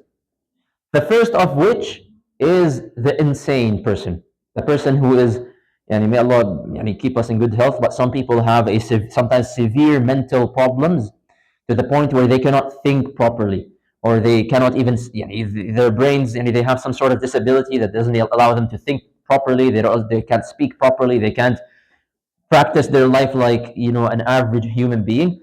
These people, Allah Azza wa Jalla has excused from praying. Okay. Similarly, the minor. Okay. Now, a minor, I'm not saying a minor in the definition of Canada, meaning under 18. Okay. Minor means someone who has not reached the age of puberty, the bulugh. And we mentioned what is puberty for the boys, we mentioned what is puberty for the girls. We talked about this in a lot of details. So a person who has not reached the age of puberty, they are excused from offering their prayers. And of course, the evidence for this is the authentic hadith where Prophet Muhammad says, the pen has been lifted from three categories of people. One of them is al-majnoon, that person who has lost their mind until they regain back their sanity, and the child until he has reached al-ihtilam, until he has reached the age of puberty. Okay, so however, a side point for those of us who have not reached the age of puberty, this is not a free pass for you to go and to start miss your prayers. And in fact, we mentioned last week, right, that the Prophet Muhammad commanded the parents, command your kids to pray when they are how old? 7 years old, and do what when they are 10? Hit them if they are not praying by the time they are 10 years old. Okay, now of course we mentioned, what does it hit them mean? Hit them doesn't mean mashallah going WWE on them, you grab them, you mashallah throw them on the floor, and you mashallah try all your new wrestling moves on your kid. Okay, that's not what hit them means. It just simply means a disciplinary hit, and it cannot be on the face, by the way. It cannot be on the face.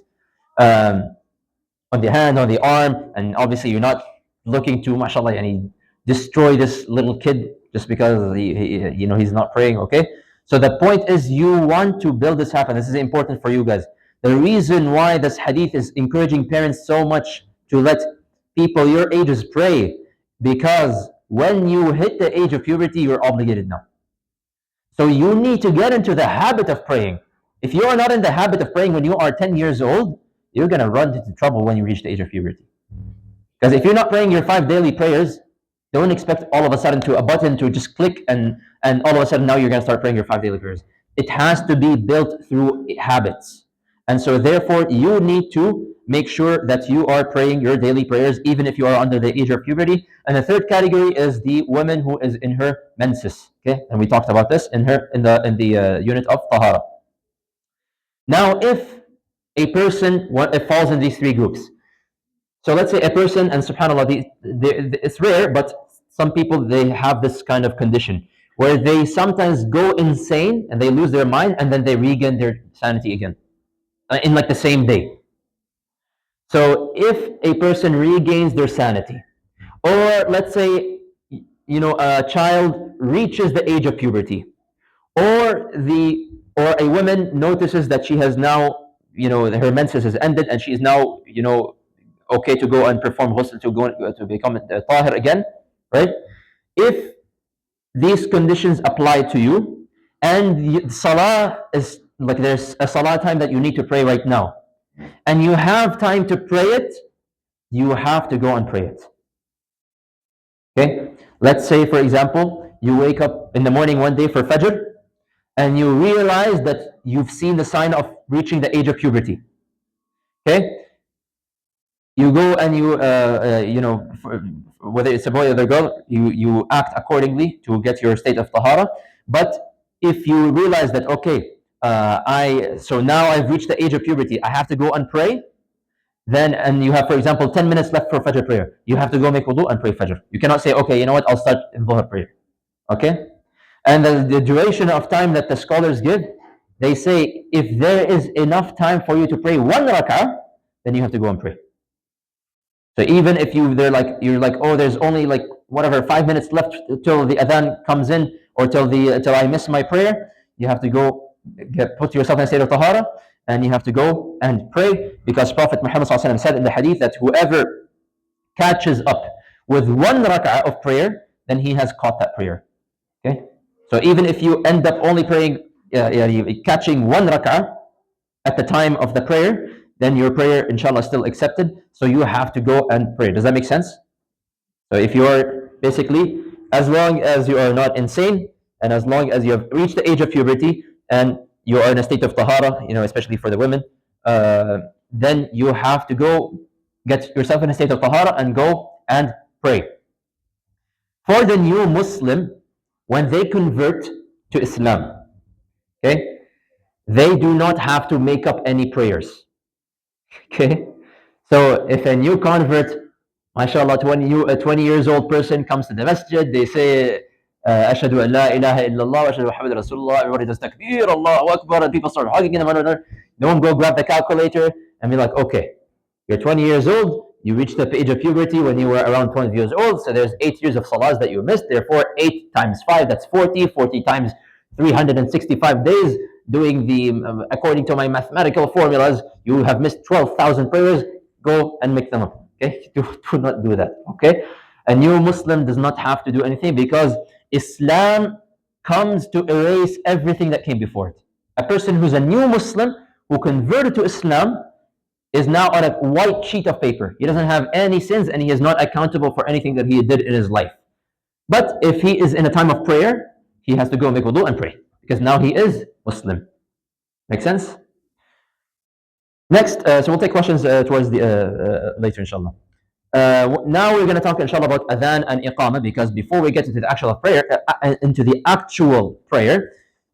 well, the time of the prayer and the prayer has to be declared first. And this is where we come into Adhan and Iqamah. And they are very simple concepts. Many of us are familiar with it, but just to quickly recap them. The word Adhan in Arabic does not mean the Adhan that you actually give in the microphone. Okay? The word Adhan in the Arabic language, if I open the Arabic dictionary, Adhan means to give an announcement. Okay? So Allah Azza wa Jalla, for example, says in the Quran, in Surah Tawbah, وَأَذَانٌ مِّنَ اللَّهِ وَرَسُولِهِ إِلَى النَّاسِ يَوْمَ الْحَجِّ الْأَكْبَرِ. That this is an announcement that from Allah Azza wa Jal and from the Messenger Sallallahu Alaihi Wasallam to the people. Okay? And there's a whole incident behind this in Revelation, but this was the adhan that is mentioned here in the Quran is not like adhan, like Allahu Akbar, Allahu Akbar. No, it means an announcement. But when we talk about adhan in Islam, obviously we are referring to the announcement. It is an announcement, okay? But you do it using a specific words said that in a specific order in order to declare that the prayer time has now entered. Okay? On the other hand, Iqamah. Iqamah is also an announcement. Similar to the adhan, but a little bit different. Adhan, okay, because some people a little bit mix up the two, or they think the two are the same. The two are not the same. Adhan is declares the time that is now you are declaring to the people, hey guys, the time for prayer has now entered. So in a few minutes, we're going to hear the adhan of Maghrib. But when I want to announce to the people that I'm about to start my prayer, now this announcement is called Iqamah. Do we all understand the difference between adhan and Iqamah? Okay, very simple. The backstory, how did the adhan and iqamah actually get prescribed to us? It's a very interesting story. We're going to mention it also in the Seerah, but I guess this is a little bit of we're jumping the gun a little bit. But interestingly, adhan and iqamah was not revealed to Prophet Muhammad sallallahu alaihi wasallam. It was actually revealed to a couple of the Sahaba. It is mentioned that it was Abdullah ibn Zayd radiallahu anhu who one time he had a dream. At that point in time, the Muslims, they were discussing amongst each other, what's the best way for us to call people to pray? Because the Jewish people, they have their horn that they blow, and the Jewish people, they come to pray. The Christians, they have their bells that they ring, and the Christians, then they come gather to pray. So the Muslims said, and the Prophet ﷺ was saying, like, let's have a discussion. What should we do to call the people to prayer? And so initially, Prophet Muhammad ﷺ said, let's use the bell. Let's use the bell, that whenever we ring the bell, the people will come to pray. Then one of the Sahaba, he saw a dream. Abdullah bin Zayd radiallahu anh, he saw a dream that he went to a seller who was selling a bell. And he told him, can you sell me this bell? And this person that he saw in the dream, which was, of course, this was like an angel, he told him, why do you want this bell? And he told him, I want this bell because, we're having discussion, we are discussing how should we call the people to come and pray.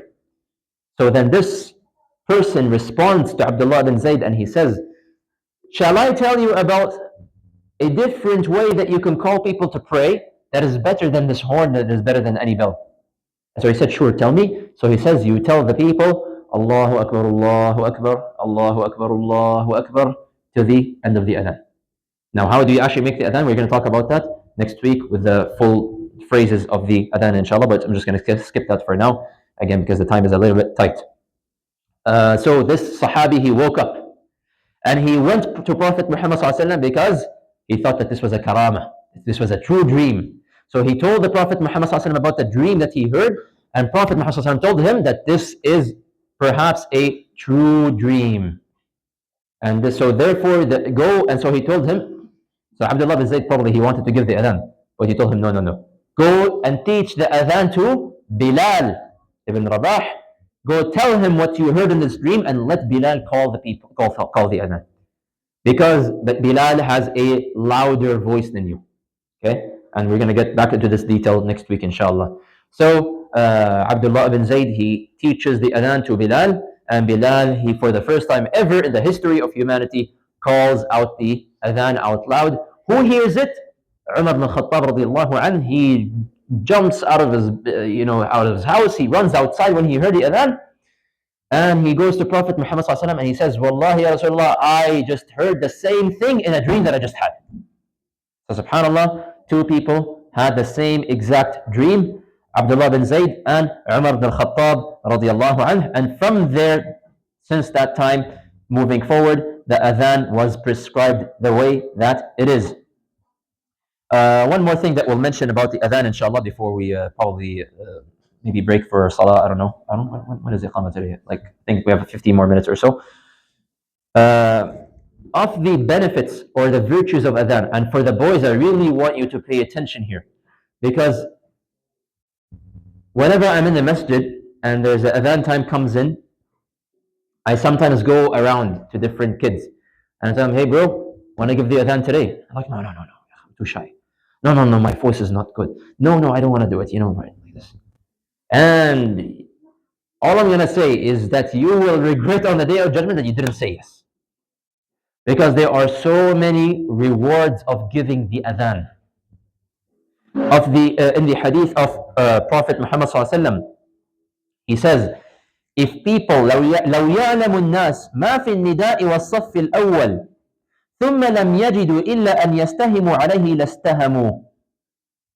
Meaning, he's saying, if only the people truly knew the reward of praying in the first row. Okay, so this is another advice for all of us to try to pray in the first row, because that has the biggest reward. If only people knew how much reward is in the first row of salah, and how much reward is in giving the adhan, they would fight over each other for who to give the adhan. And if it goes down to drawing lots, you know what is drawing lots? That's why I put this picture, by the way. Like, that thing that you see, like you pull a straw or something, and the person who has like the longest straw is the person. Like it's like a random number generator, okay? Like it's just pick someone on random. And if it goes down, if people realize the significance of the reward of giving adhan, and they had no other option other than drawing lots, they would have drawn lots. Today we're not drawing lots. Today we're begging people, please, Yakhi, please come give adhan, please. You're like, no, I'm not good at it. No, I don't want to do it. Akhi, subhanallah. Allah, you're missing out, Yakhi. You are missing out. In another hadith, and this is a little bit of a misunderstood hadith, Prophet Muhammad ﷺ, he says, "Al-mu'adhdhinun atwalu an-nasi a'naqan yawm al-qiyamah." The people with the longest necks on the day of judgment are the people who give adhan. Now, what does this really mean? Does it mean that, these are people with a 5-meter neck in the day of judgment? That's not what it's talking about, okay? Back in the day of the Arabs, whenever they wanted to really honor their leaders, they would say that this person had a unuq tawil. This person, he has a long neck, not because he literally has a long neck, but it's just a figure of speech that they would use to show that this person has a lot of honor and respect. So this means literally, so what this hadith means is that the people who will be one of the most honored people on the day of judgment, and the people who will stand out amongst the people, are those who give the adhan. So therefore, boys, do not miss out on this reward. Okay? Do not miss out on this reward. Now I know the girls are sitting here like, this is not fair. Astaghfirullah, women rights. Like, what is this? Come on. Like, what is the fairness here? First and foremost, this is not my commandments. This is the commandments of Allah Azza wa Jalla and Prophet Muhammad sallallahu alaihi wasallam. And there are other things that are open to you which are not open to us, where you get a lot of reward out of them. We're not going to talk about that today, inshallah, but we're just going to focus on the adhan just so that we don't take too much time. So we'll pause here for right now, just to take any questions if anyone has questions. Yes. So, somebody who gives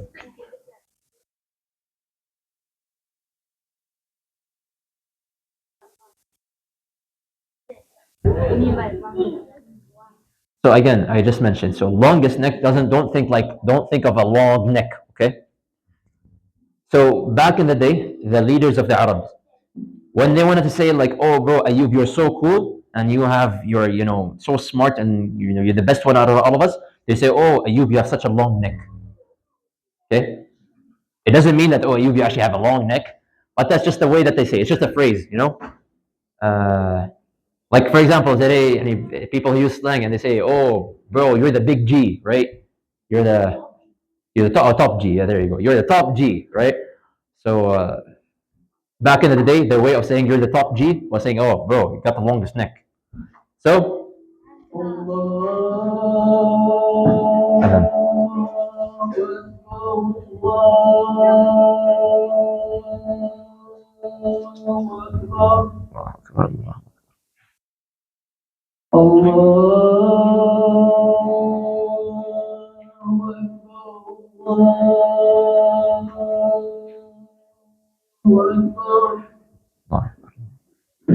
أشهد أن لا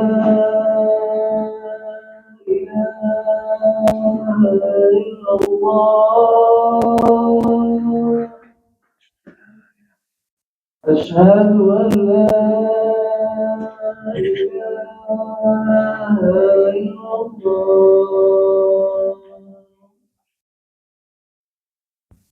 أشهد أن محمدا رسول الله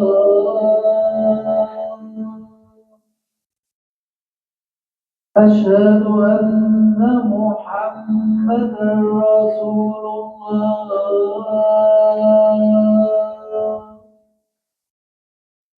حي على الصلاة لا حول ولا قوة حي على الصلاة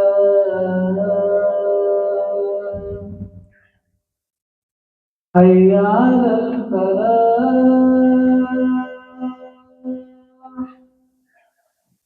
حي على الفلاح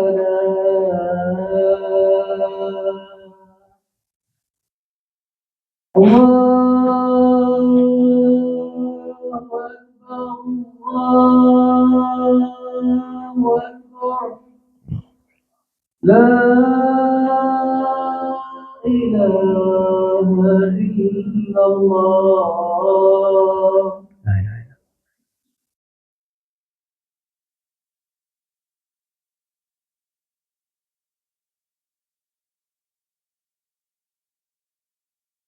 Yes, so questions? Yes.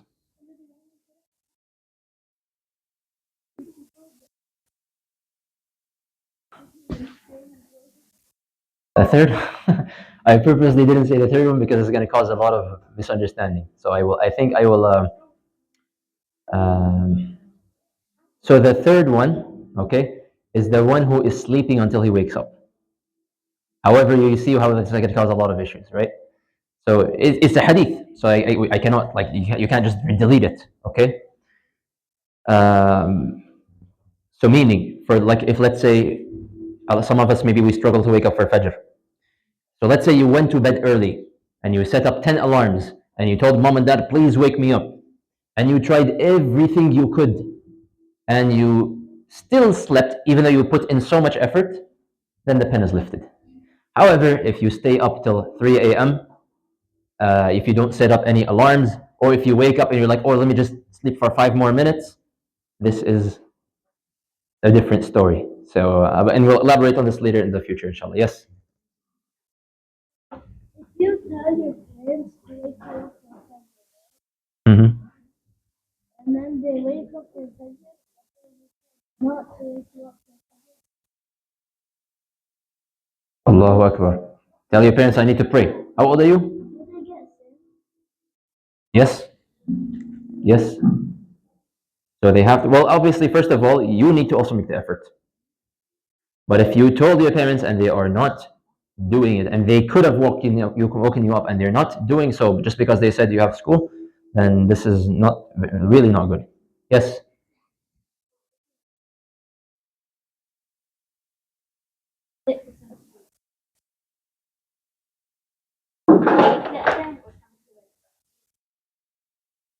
So it's for people who continuously give the adhan, right? They continuously give the adhan. However, even there are still many virtues of adhan. There's, like, for example, the person who calls the adhan according to a hadith, everything that hears your adhan, whether it is living or non-living, shall intercede for you on the day of judgment. So there's so many blessings.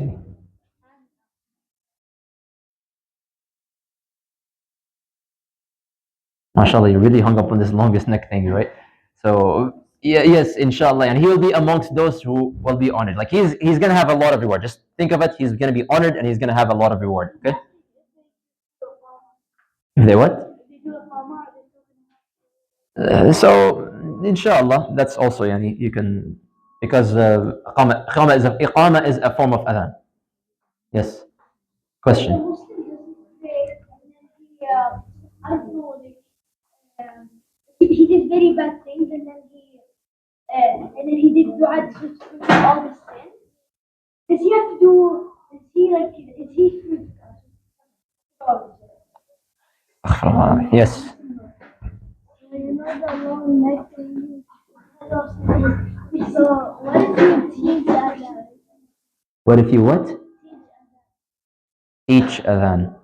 And then that clearly here it says give adhan, not just teach adhan. So if, of course, if you teach adhan and the person goes to give adhan, you will also get a reward, right? But it's a different story for those who teach it and those who give it. Okay? But both are good. So if you can teach someone adhan, absolutely go ahead. Okay, I think we only have a few more minutes left for the Iqamah. So we're just gonna pause here, inshallah, and then after we come back and then after the salah, we're gonna come back downstairs for like another 15 minutes or so, and then we will wrap up bi'idhnillah. Jazakallah khair. And people sitting in the front. Okay. Anyways, so last week we discussed in the Seerah the stories of the different tribes that Prophet Muhammad sallallahu alaihi wasallam approached and their stories, and basically he didn't have really any luck with all of them, with any of them.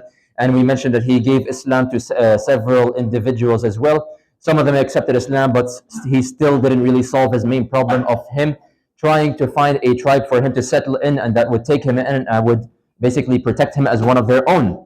So as Prophet Muhammad sallallahu alaihi wasallam was in this process, okay, someone is gonna get kicked out. So,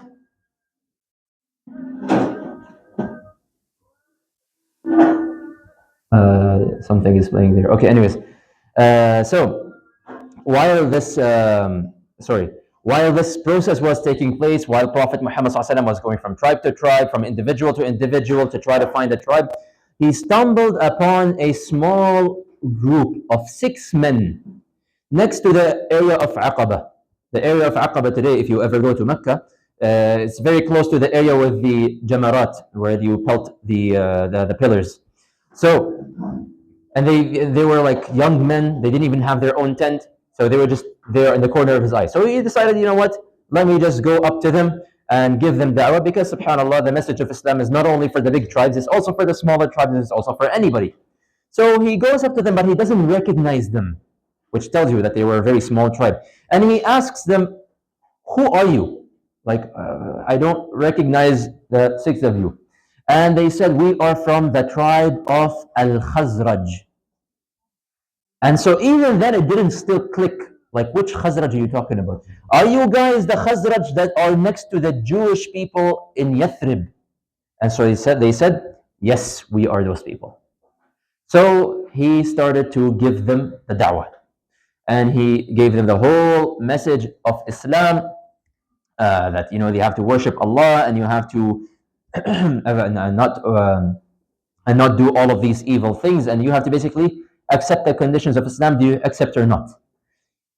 So interestingly, these 6 men, they start to talk amongst each other. And they said to one another, "O people," the 6 people are talking amongst each other now, "this is the person that the Jews used to warn you about. This is the person whom the Jews were waiting for. Okay? So let us follow him before they get to him first." Meaning, they all accepted the message of Islam. They all accepted the message of Prophet Muhammad sallallahu alaihi wasallam, and they decided to basically to follow him for this strange reasoning, which we're going to explain in a second right now. And the names, of course, of these 6 people, they are mentioned. We're not going to mention their names, but you can look up their names. Their names are up there. So they said to Prophet Muhammad sallallahu alaihi wasallam, "Khalas, we got a deal. Inshallah, we're going to go back to Yathrib now." It wasn't called Medina. So whenever I say Yathrib, this is now Medina, but it wasn't called Medina yet. So they said, "We're going to go back to Yathrib, and we're going to tell our people about you." So he said, "Cool." And so these people, they returned back to Yathrib with the message of Islam. Now pause here for a second, because there has to be a few things that need to be clarified. Because some things, like what are these guys talking about? What did they mean when they talked to one another and they said, "Oh, it's because these people are, this is the person whom the Jews were warning us from, or warning us, threatening us with"? Like, what does they really mean when they say that? We have to go and look at the city of Yathrib in order for us to understand what's going on. The city of Yathrib, which is today called Medina, right? The city of Yathrib consisted of 5 big main tribes, okay? It consisted of the Arabs and it consisted of the Yahud, the Jewish people. The 2 main Arab tribes were called Al-Aws and Al-Khazraj. Al-Aws and Al-Khazraj. And the 3 Jewish tribes are called the Banu Qaynuqa', Banu Nadir, and Banu Qurayza. So there were 2 Arab tribes and 3 Jewish tribes. And it happened that the Aus and the Khazraj, there was a conflict between them. There was a very severe war that was happening. And many people were killed. There was a lot of bloodshed. Many of the elders and the leaders died. And this was one of the main reasons why they decided to accept Islam. Because imagine, these are all young people from the Khazraj who have grown up to see nothing but war and fighting and bloodshed and wars, and they were fed up with it. They wanted something that can change this life that they are living. Because all they know is war and fighting and bloodshed. They want something to change this life. Like, this is not a life that they're living. They are looking for something that can come and unite all of them together. And so when Prophet Muhammad ﷺ comes and tells them about this message of Islam, to them it's much easier for them to accept such a message. And this message clicked in their head when they heard this message in the first place. And so another reason as well was the Jewish tribes in Yathrib. You see, the Jewish tribes of Yathrib, overall, they were more educated.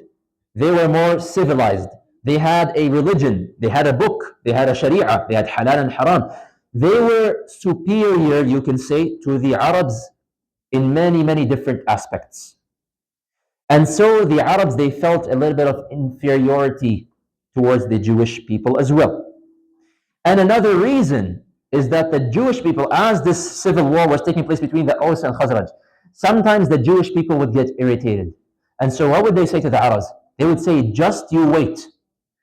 There is a prophet that we are waiting for who will come to us very soon. And we are waiting for him. He's going to come. It's just very close. And we're going to follow him. And when we do, we're going to kill all of you." SubhanAllah. Whether you're talking from 1,400 years ago or whether you're talking 2024, their mindset doesn't change, SubhanAllah.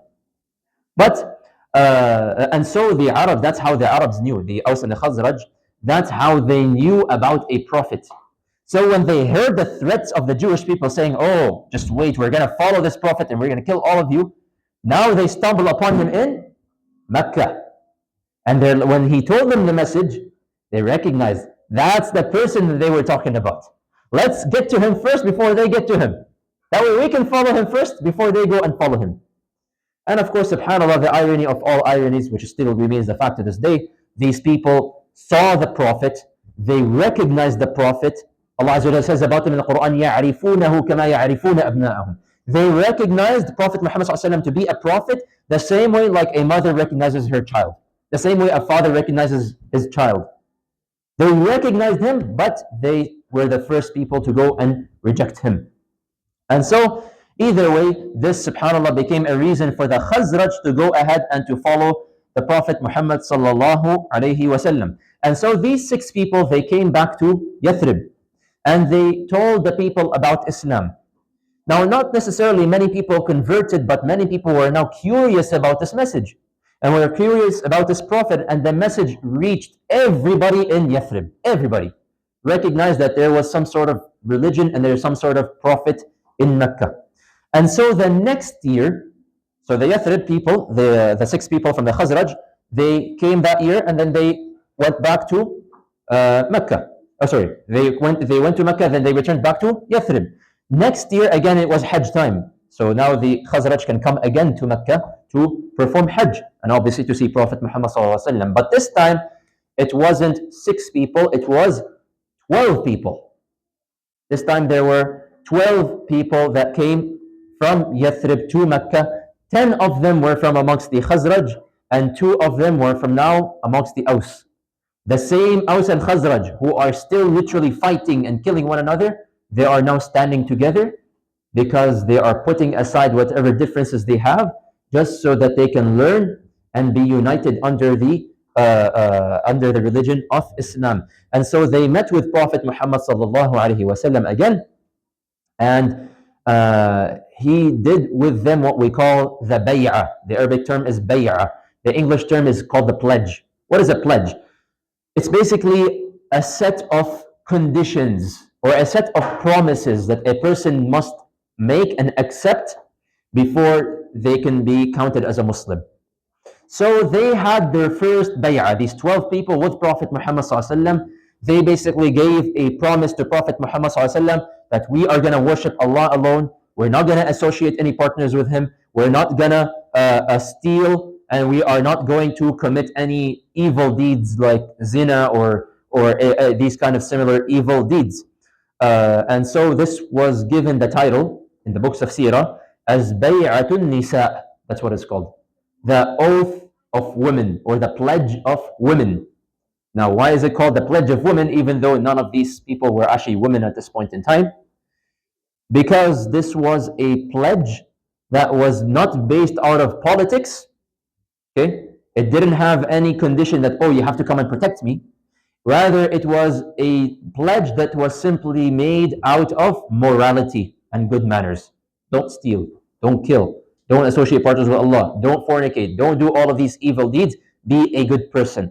And so it was given the title, Bay'atun Nisa, the pledge of women. And so these 12 people, one by one, they offered their bay'ah, they offered their pledge, they accepted Islam, and they now returned back to Yathrib again so that they can spread Islam. Now, in addition to this, Prophet Muhammad ﷺ, and this is something honestly we should learn today and we should apply as well whenever it comes to new Muslims.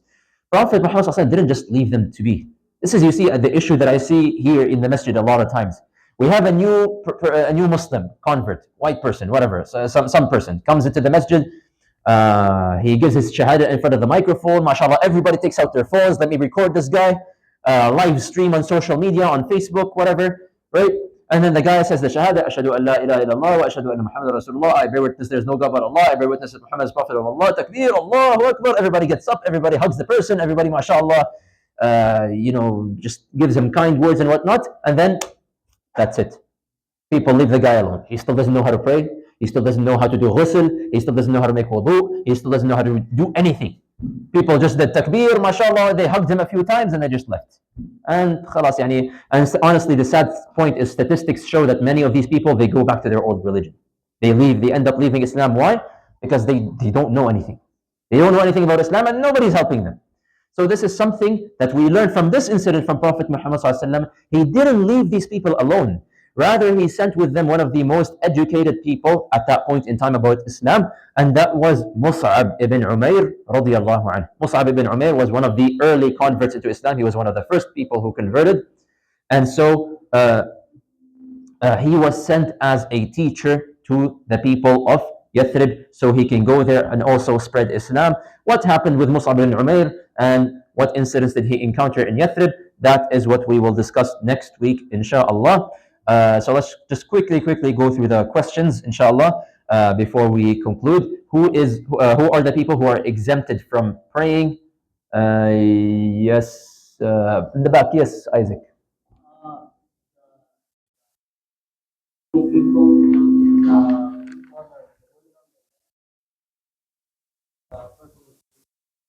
Well, the person is, we mentioned, of course, the person who is a minor, right? Like the little child as well.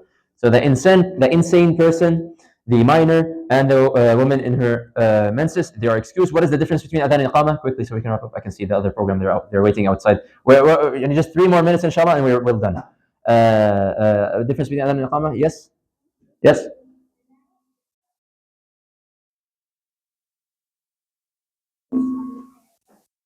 Jazakumullah khair. They are both announcements, but Adhan indicates that now prayer time has entered, and Iqamah refers to when the prayer time is about to begin, when we are actually about to start praying together. Okay, we all understand the difference. This is why if you go and open the app for the Masjid or other apps different as well, you will find a time for Adhan and a time for Iqamah. Adhan is when the time actually enters. Iqamah is when the Jama'ah prayer is going to happen. We understand the difference, right? How was Adhan taught to the Muslims? Yes, Ayub.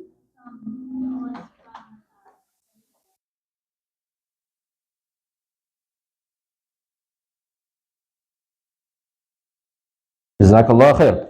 We mentioned that it was revealed through a true dream that Abdullah ibn Zayd radiallahu anhu had, and it was the same dream, of course, as Umar al-Khattab radiallahu anhu. They heard the angel taught them basically how to give adhan. They told Prophet Muhammad sallallahu alaihi wasallam, and he said that this is a true dream. What are some of the virtues of adhan? Some of the benefits of adhan. Some of the yes.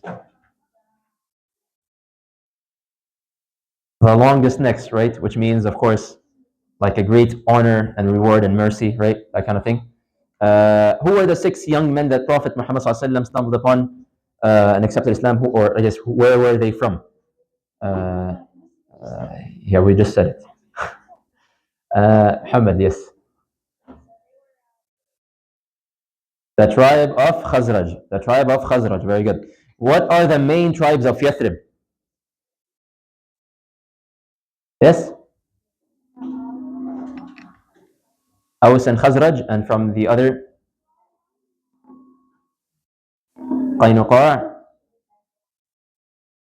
Nadir. I know they're a little bit weird to pronounce. Banu Qaynuqa', Banu Nadir, and Banu Qurayza.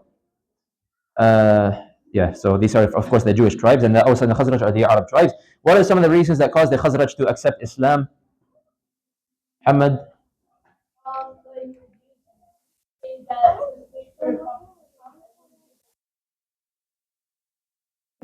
Very good. So we mentioned several reasons. That we mentioned that they were tired of war and bloodshed. They wanted something to unite them. We mentioned that the Jews used to threaten them, right? We said, just you wait, we're going to follow this prophet and we're going to like destroy all of you. And also they felt a little bit inferior because they were less educated. They had a less quality of life. They were poorer overall. So they felt inferior as well to the Jewish people. What is the pledge of women?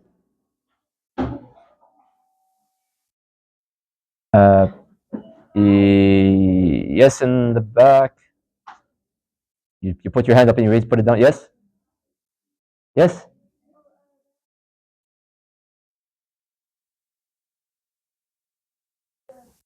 Very good. So it's just that's all that is. Okay, so don't get confused. It's just simply a set of promises. A promise that the converts made. They will not associate partners with Allah. They would not steal, or they would not do anything evil like zina. So the questions, inshallah, will be posted in the group chat as usual. Jazakumullah khairan. Subhanaka wa bihamdika, ashhadu an la ilaha illa anta, astaghfiruka wa atubu ilayk.